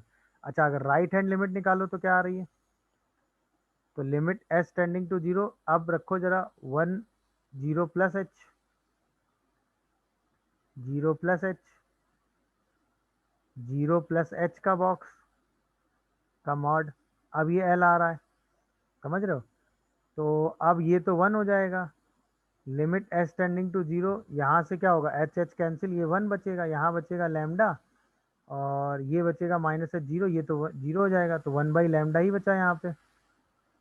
मेरी बात समझ में आ रही है कि नहीं भाई? Yes sir. अब जो लिमिटिंग वैल्यू आई वो आ गई 1 बाई लैम्डा। अब आपसे कह रहा है कि जो इसकी लिमिटिंग वैल्यू है वो एग्जिस्ट करती है क्योंकि वो तो एल है, तो इसका मतलब 1 अपॉन लैम्डा -1 जो है वो 1 अपॉन मॉड लैम्डा के बराबर होना चाहिए। इसका मतलब लैम्डा -1 माइनस लैम्डा के बराबर होना चाहिए, यानी 2 लैम्डा 1 लैम्डा हाफ के बराबर होना चाहिए। क्या ये मेरी बात समझ पाए सब लोग? बोलिए भाई। जैसे आप लैम्डा की वैल्यू हाफ रखेंगे तो लिमिटिंग वैल्यू एल कितनी आ जाएगी? 2। क्या ये बात सबको समझ में आई? बताइए हाँ या ना। तो जब भी आपने बॉक्स और मॉड देखा तो कतई टेंशन लेने की जरूरत नहीं है, तुरंत आप क्या निकालेंगे? Left hand limit, right hand limit. अच्छा लिमिटिंग वैल्यू एल दे रखी है, एल देने का सिंपल मतलब है क्या कि इसकी limiting value non zero finite है, यानी एग्जिस्ट कर रही है। अब एग्जिस्ट कर रही है तो इसका मतलब एलएचएल और आरएचएल दोनों कैसे होंगे? सेम होंगे। अगर ये दोनों सेम नहीं होंगे तो लिमिट कभी एग्जिस्ट नहीं करेगी। दोनों को सेम करके लैम्डा निकाला, लैम्डा रख के लिमिट निकाल दी। प्रोसेस समझ में आया कि नहीं ये बताओ? बोलिए भाई। अब आइए अगले क्वेश्चन पे। देखिए इसकी लिमिट पूछी है, ये भी क्वेश्चन आया था कि लिमिट एक्सटेंडिंग टू 0 पर इसकी लिमिट आपसे पूछ ली गई थी। देखिए जरा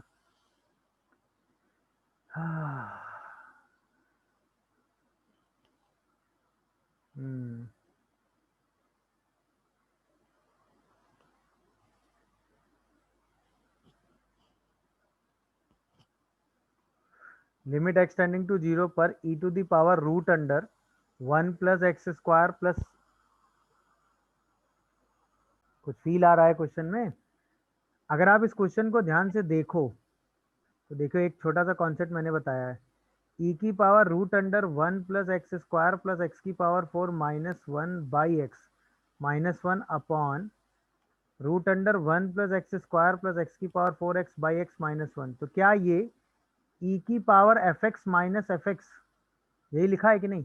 e की पावर fx -1 बाई fx, ये लिमिटिंग वैल्यू 1 हो सकती है कब? जब ये वाले एफ एक्स की लिमिटिंग वैल्यू क्या हो जाए 0।